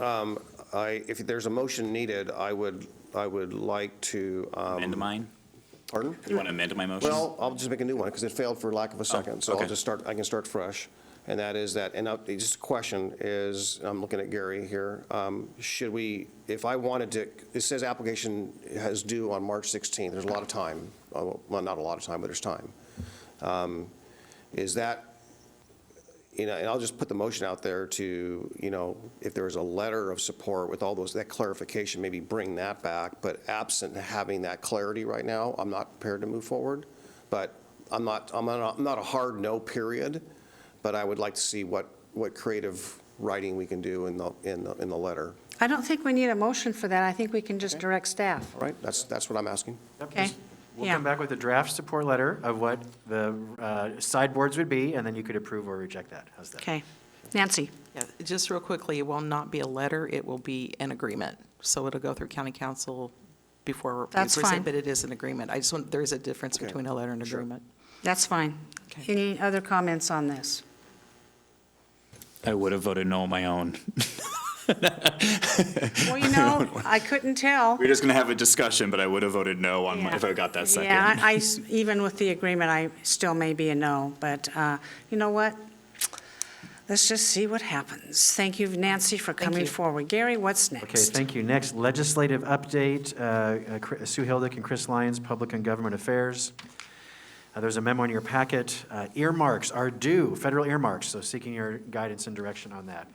And Trent Wilson. All right, go ahead.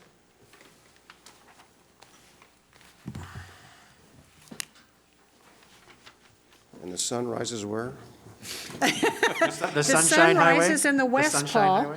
Highway? Madam Chair. Yes, go ahead. Sue Hildick with Public and Government Affairs. We are excited to remind you today is Oregon's birthday. That's State is 164 years old, and it always falls on Valentine's Day, so it's not hard to forget.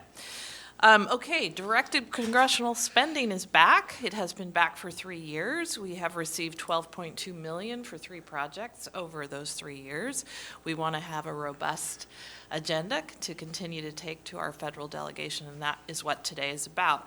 They are on a tighter time frame than they have been before, so we have very little time to get this done. So what we're bringing forward today is a shopping list, if you will, of 10 projects that have come from departments, from your strategic priorities, and from a conversation with the county administrator. What we want to do is try to narrow this list, and then we'll come back before you on the 28th to finalize it so it can be inserted into the process with our congressional delegation. That said, Trent is prepared to answer questions or walk you through the list, Okay, whatever just a minute, your Sue, you said pleasure. you have 10 projects on this list, but you want us to narrow them and go with how many?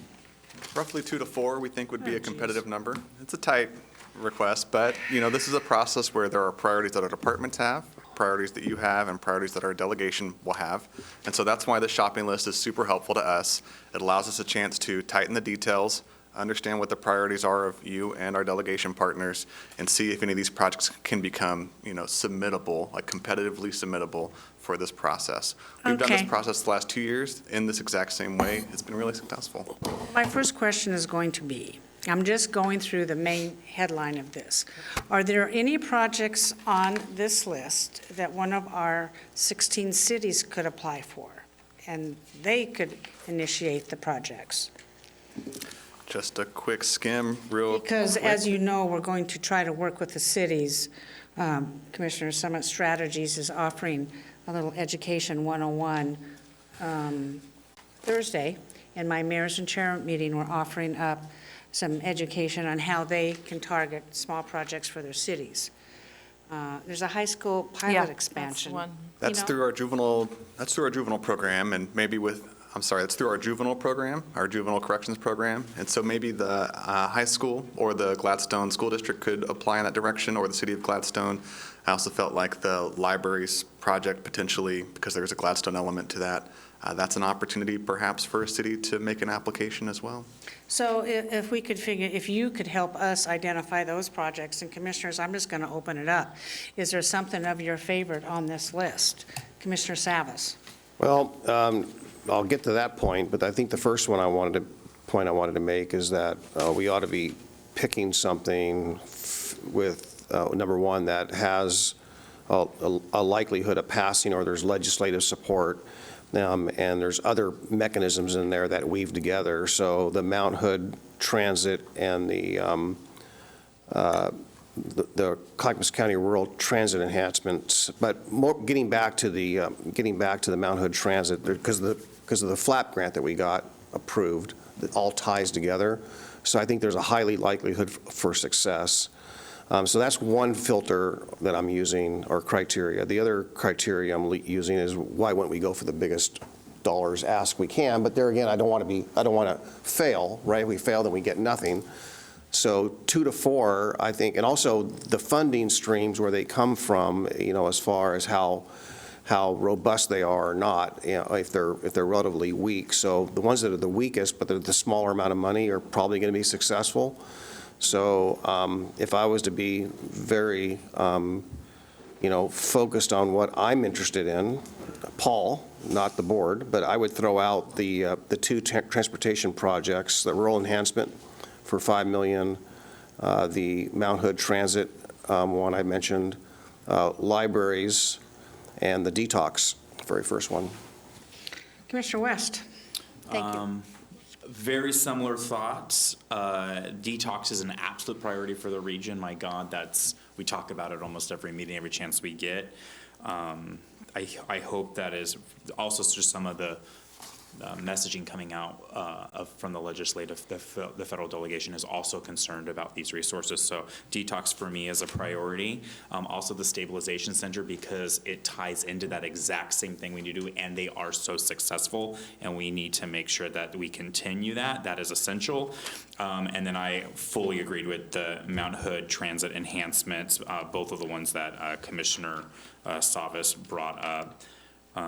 Those are the 4 on my list, and I would try to delegate some of the others to municipalities. Thank you. Commissioner Scholl? The 3 that stand out to me that are very important: 1, stable home, stabilization center, and the withdrawal management project. And I'm not in disagreement with anything the commissioner said. I do think it's important to apply for a small one because our federal lobbyist told us we're concentrating too much on the high dollar grants and we're not getting the little stuff because our effort goes there. So I really want the stabilization center for the sheriff's department for $1 million. You know, $1 million is a rounding error at the federal government. So that would be, needs to be a priority. Now, with that in mind, I think we probably have 5 projects, if I count right. Was there clarity at all? Yeah, I think that's helpful, and what we can do now is spend the time between now and the 28th. Okay. Really shoring these up and making sure Summit believes they're competitive in the pots of money that they're in. We've already gotten one sense of that from them, but And if we get can another. reach out to the cities on any of this, Sue, on Thursday, I have that meeting with the Right. mayors. If you guys can be in attendance to that and see if there's something that they could do. Be happy to help with that conversation in any way that we can. And just to Sue's point, our next steps are going to be to work with the delegation offices to see where their priorities are as well. Make sure that none of these projects compete against each other and funding buckets that are available for these programs. That could be its own little challenge with some of these like projects. So we'll bring that back to you on the 28th with our firm recommendation.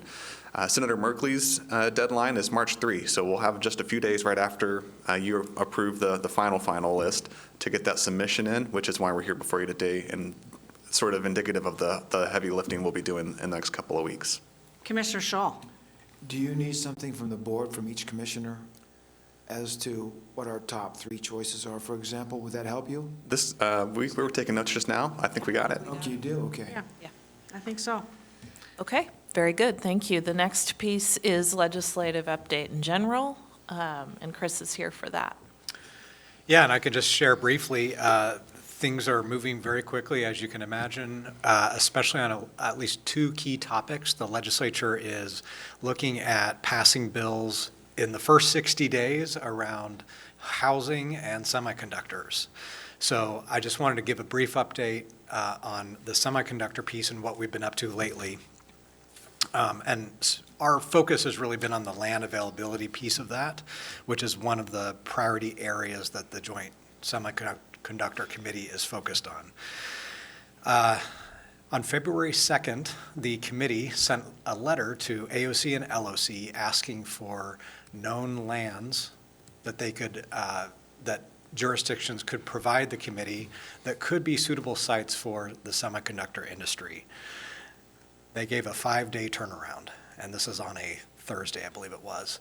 So very quickly, county staff pulled together a meeting with our cities, with city staff, to talk about the issue and identify potential lands that are out there across the county and in cities and in the county. And we worked on developing and consolidating a list over that weekend that could be submitted back to the legislature. So we got feedback from commissioners and from our cities, put together a comprehensive list. There was no screening of it around criteria. The committee did not ask for anything like that. That letter was submitted on Monday, February 6th, and we made a point of clarifying that it was not an endorsement of those sites or support for them. It was just an unrefined list per the committee's request, and that we would continue refining it at the direction of the committee and in partnership with our local jurisdictions. So that list from the county and from our cities included a number of sites across the county. And some of there were, I would say, 3 areas that were on the large side from both the county and from Happy Valley that were identified.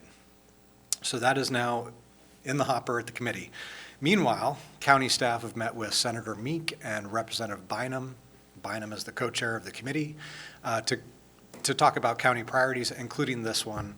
And we see their membership of this committee as an opportunity to leverage some of the county's priorities, some of the board's key priorities around, for instance, Sunrise, economic development, et cetera.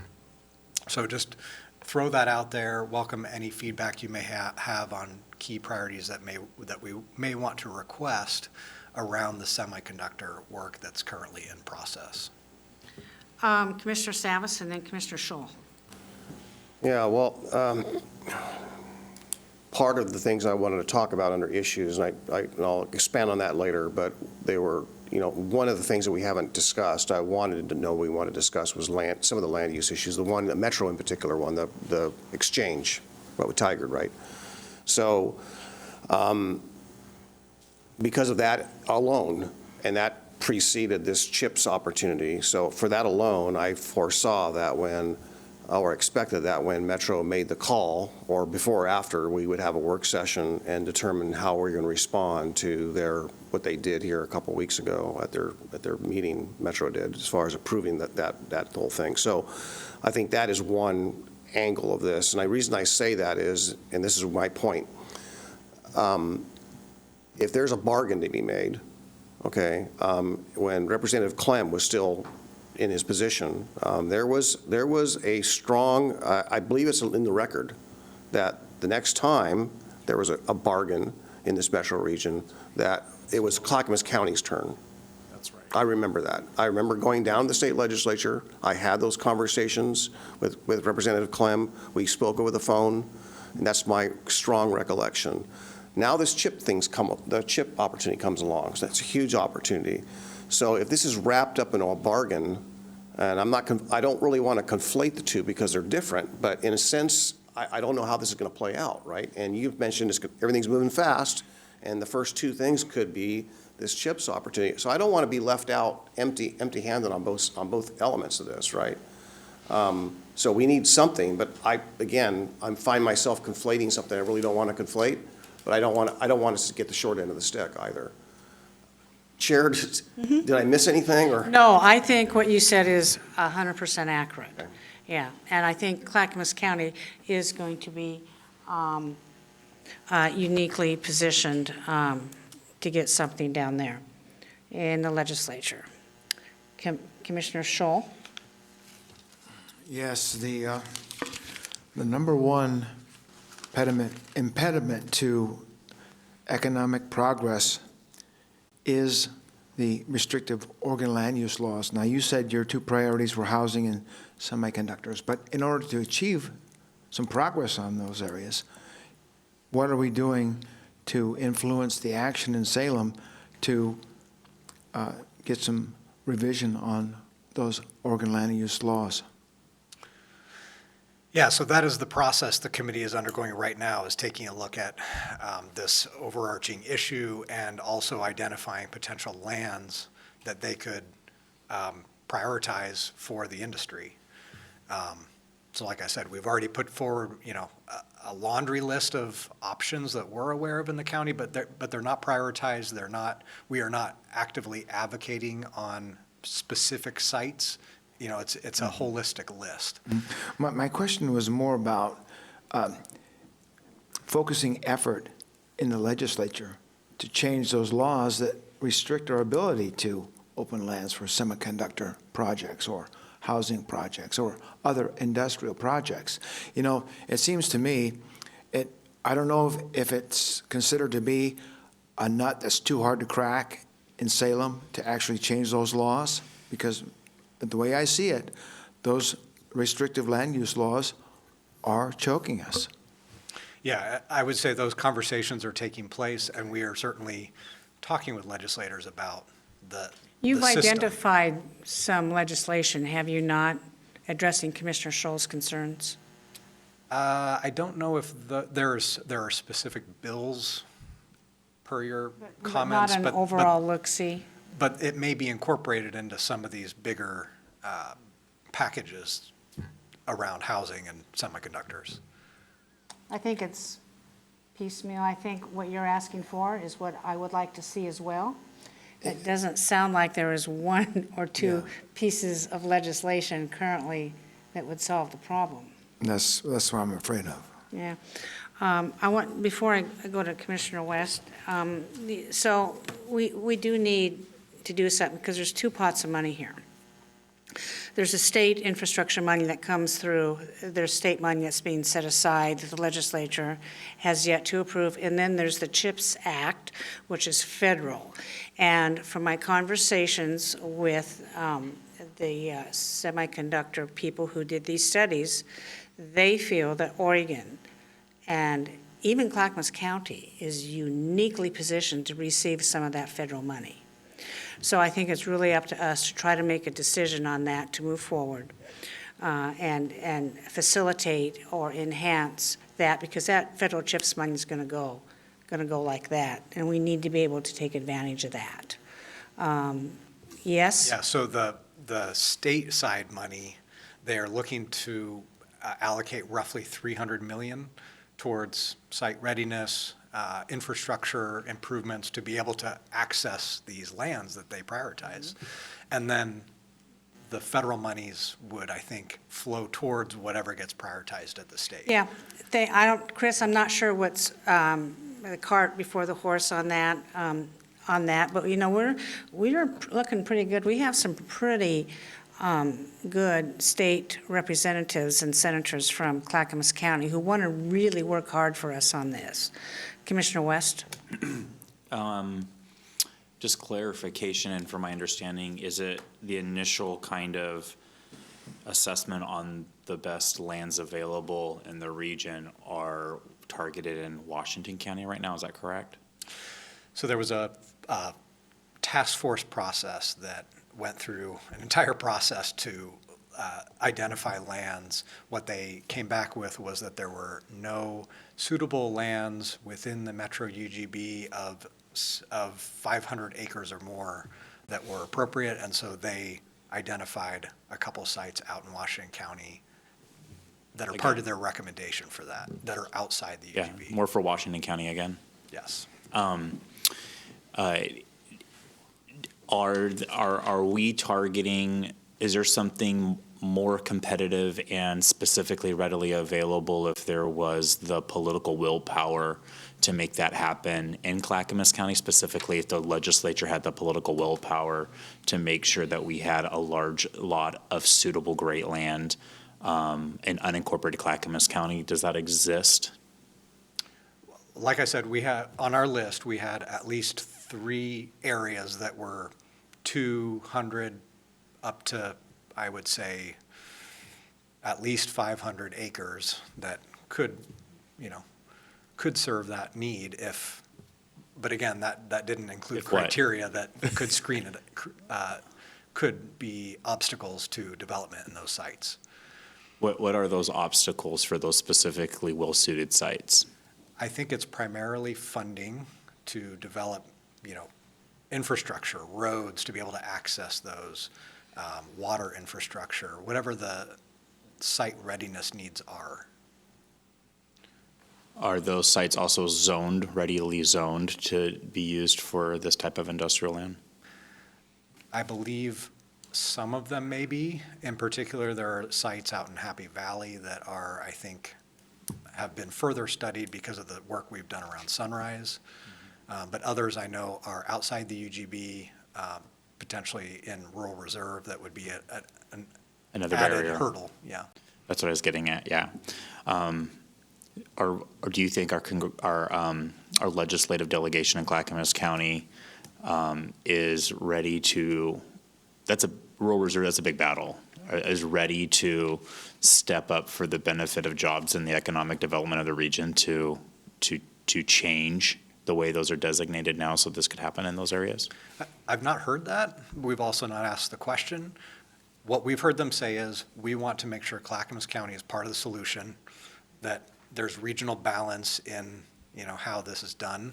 So they want to help us, get something for Clackamas County. It is interesting to me that in that initial assessment, it was Washington County that was designated, and they say this about Clackamas County, but once again, Clackamas County was not designated when arguably some of the best lands in the region are in Clackamas County. I'm a little skeptical. I hope we continue to battle for our county to get those lands. And the lands that they chose, I say chose lightly, they do not have willing owners to do that. In fact, they were farmers and they were quite angry. I had a copy of the transcript from the testimony. Ooh, holy cow. So I don't think those are going to be viable. That's good to know. Yeah. Commissioner Savas? Yeah, this kind of land use can be really a can of worms, but getting back to the Washington County piece, in my earlier comments about the next grand bargain for the region, you know, it would be Clackamas County's turn. So I don't know what that means. I don't know what the viability, I don't know what, you know, particularly, I'm not an expert. I think experts were the people that drew this up. As Chris was speaking to what the report said, that was, when they said there was nothing suitable, whatever, there was criteria that demonstrated that. And some of that criteria are the very, sometimes political barriers, not actual barriers. And mind you, I go back to the grand bargain of last in Washington County.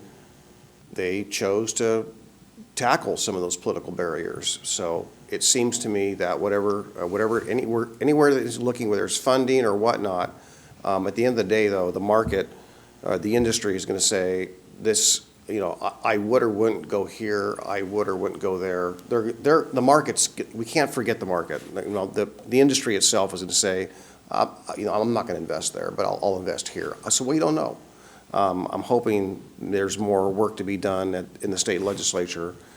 But I just wanted to point out my reason for turning my light on, Chair, was to say that that was based on criteria of which I viewed partially. There's a lot of it there, but some of it was political. Absolutely. Yeah, thank you. And Clackamas County is really lucky. I think we're fortunate in that we have lots of land, and we may get a couple sites out of this. That's would be my on this, because we've been overlooked so much. We have a lot of land that was submitted. And in doing so, I believe we got the attention from the naysayers saying Clackamas County doesn't have land. Oh, we have land. We've just been passed over for political considerations. We've been used as a political football for whatever reasons, and it has not been pleasant. So we need to work real hard on this. Commissioner West. Yeah, I just, you know, for the record, I think there are some estimations that this is billions in developmental assets to the region. Billions, and a significant percentage potentially of the funds actually available because of the history of this industry within the region. And so I think that we have to always weigh the benefit of specific lands that are like in world reserves, but this economic development will benefit generations of all Oregonians, and we need that here. And so I hope that they have the political will to consider Clackamas County lands that we've submitted. Commissioner Savas. Yeah, and again, as I mentioned, first off, I didn't want to conflate the two issues, the Metro and the land exchange with this, but one thing that did kind of frost me early on prior to this CHIPS opportunity was the word readiness, right? We didn't have the readiness along this corridor or that corridor, right? And, you know, no secret, I'm a big fan of seeing the sunrise happen. Precedes my time here. Former commissioners and staff have suggested that, but we're cited for not being ready, but yet the people who used that against us were the very people who didn't support our project. So I find that political. As one example, when I say political, that's that. And frankly, all of these sites, whether in Washington County, there are infrastructure challenges as well as political challenges. But, you know, wherever those may be, there's areas that are rich in infrastructure, but they're political barriers. And there's areas where there may not be so much politics, but it's literally not having the political support to bring the infrastructure there in the first place. So that's right. That's right. It's complicated. So I don't have any one site, but I say the common denominator for me is that it's political. Almost on anything out there, it's political. That's one common denominator. I think there's a shame if they're really talking about economic development. Chris, you and I were both attended this Friday afternoon CCBA, Clackamas County Business Alliance legislative invite they had there.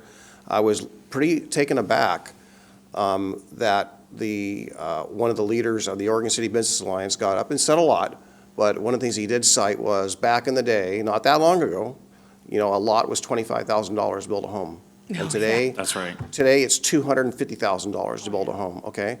And what I think he was trying to make the point, and I thought it was just glossed over in response, that's not impacting a people's ability to buy a home or to build affordable housing. That's right. The price of land, which is really what we're talking about here, is land. So the fact that it was glossed over disturbs me. Again, that's political. That's right. Okay. I don't see any of the lights on. Sue, what do you need right now? This was an update, so Okay. I think hearing Good. from Yeah. you is helpful to our team. And we will Is this where we continue to talk bring you about this updates. letter? Is this where we talk about this letter now? Is that the Oregon Housing Needs letter? Yes, yes. Yeah, you're welcome to. So it was in our packet? Yeah. That was in the weekly legislative update. Oh, okay. And then it was signed by Washington County representatives, correct? It was signed by myself, and my counterparts from Multnomah and Washington counties. I meant to say that. I misspoke, yes. Okay. And are you saying that this accurately describes the three counties' position on HB 2889? It shares our concerns with what they are proposing, and the update in the weekly, the update, I guess I'll just say it now. Email that we get. Yes. Yes. I only have one criticism. It's all good. You talk about unfunded mandates, they need to go to the top of everything else we do here. Additionally, it said House Bill 2889 would add a new mandate for counties without providing any resources. How many times have we heard that? I think our message going forward needs to be consistent. Number one, 2, and 3. No unfunded mandates, no partially funded mandates needs to be the number one, because it's a huge education process for these legislators. We have too many new ones down there who want to pass some legislation, think they're saving the world, when they don't realize, well, this has already been tried before. I mean, I was one of those new legislators.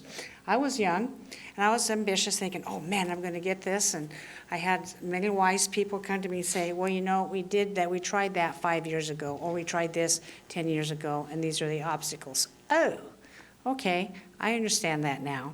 So that's the service that we get to offer, that you two get to offer our legislators. Yes, so this one represented a very big unfunded mandate. Yes. And it would have been a new work that the county would have taken on that we don't currently do. Oh. But I'm happy to report that we've had a couple meetings since then. It is being moved to a task force.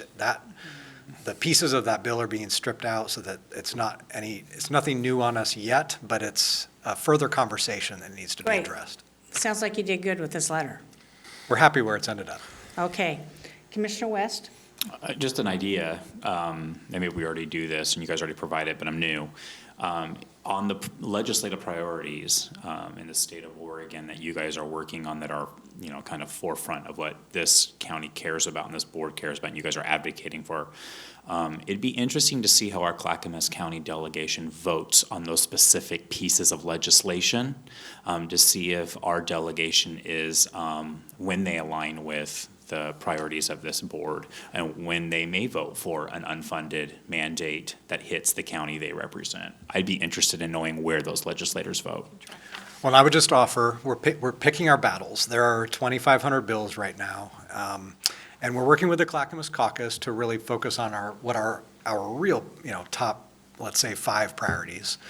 And also, that's a good example, the letter you just shared, where that was one we recognized was a huge unfunded mandate that we just couldn't sit back and take. So we pushed back on that one pretty hard. But I would say on the big ones that we're tracking, we can certainly Not all work closely with 2,500, the members. very Right. specific ones that we've kind of pointed out as a big deal for our county.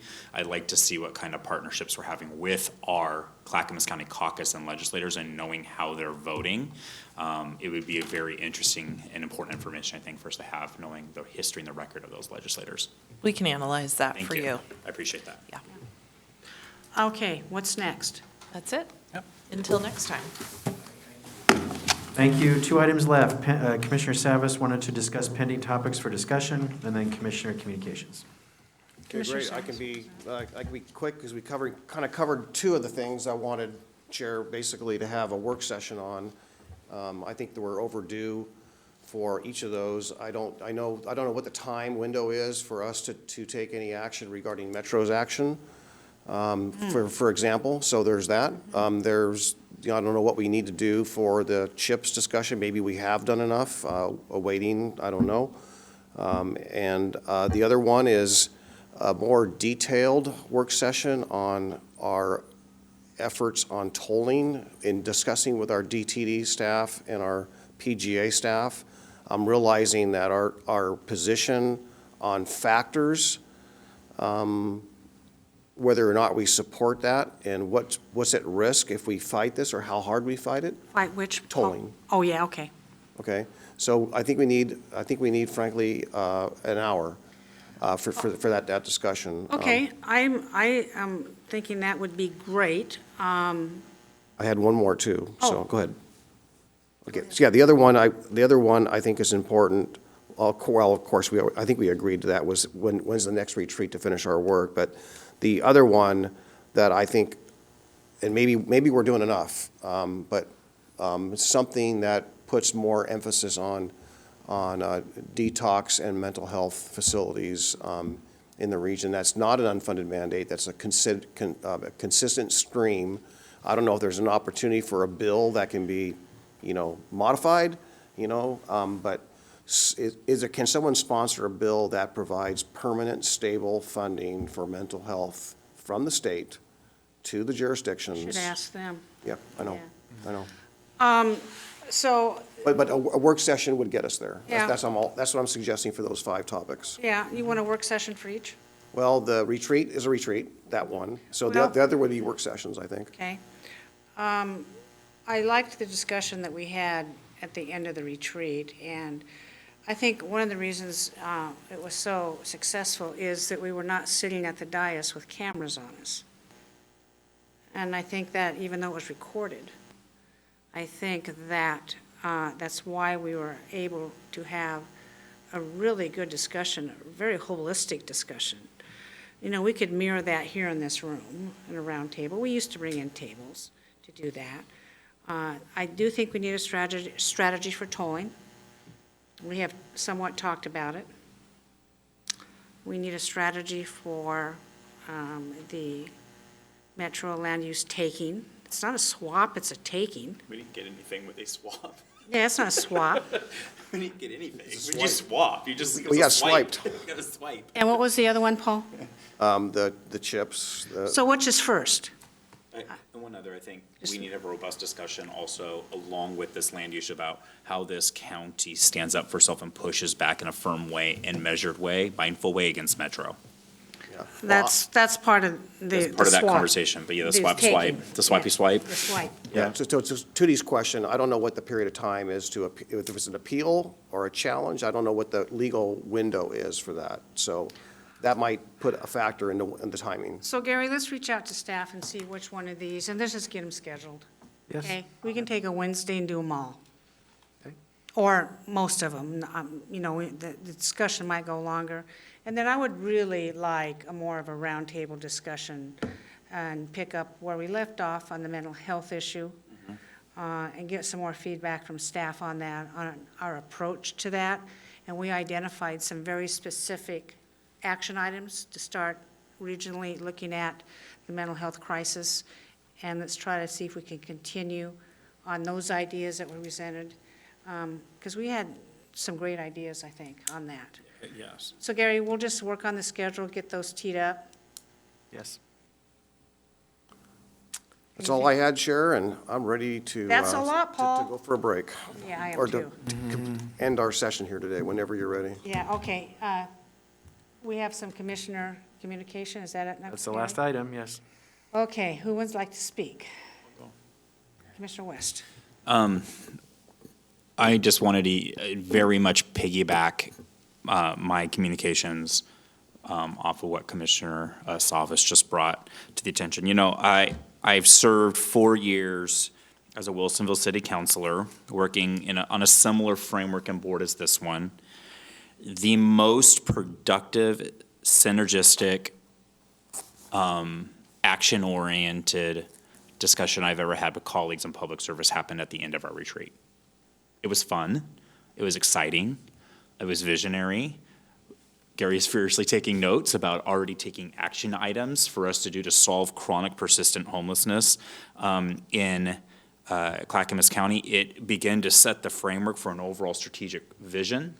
And it was absolutely a pleasure to engage in that as a new guy with all of you. All different viewpoints, mindsets, experiences coming to the table in a way that was very much a good work session roundtable. Chair, I totally support the idea of taking these big meaty items that we all care about and bringing them before all of us. But I thought overall the retreat was great. That's all I have in communications. I'm excited to carry that forward, and that's my communication. Great. Thank you. Commissioner Scholl. Yes, there's an issue brewing on trust land forestry harvest limits, driven by the Habitat Conservation Plan, and I will put together a little bullet information sheet for you on Friday on that. Oh, good. Yeah.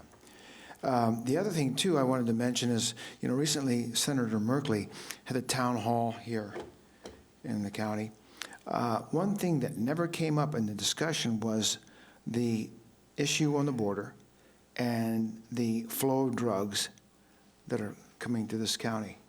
And, what I wanted to say to him is that this problem is having an effect on our policing, and that is a huge percent of policing in the county is dedicated just to dealing with the effects of drugs, addiction, and the mental issue problems that come with it.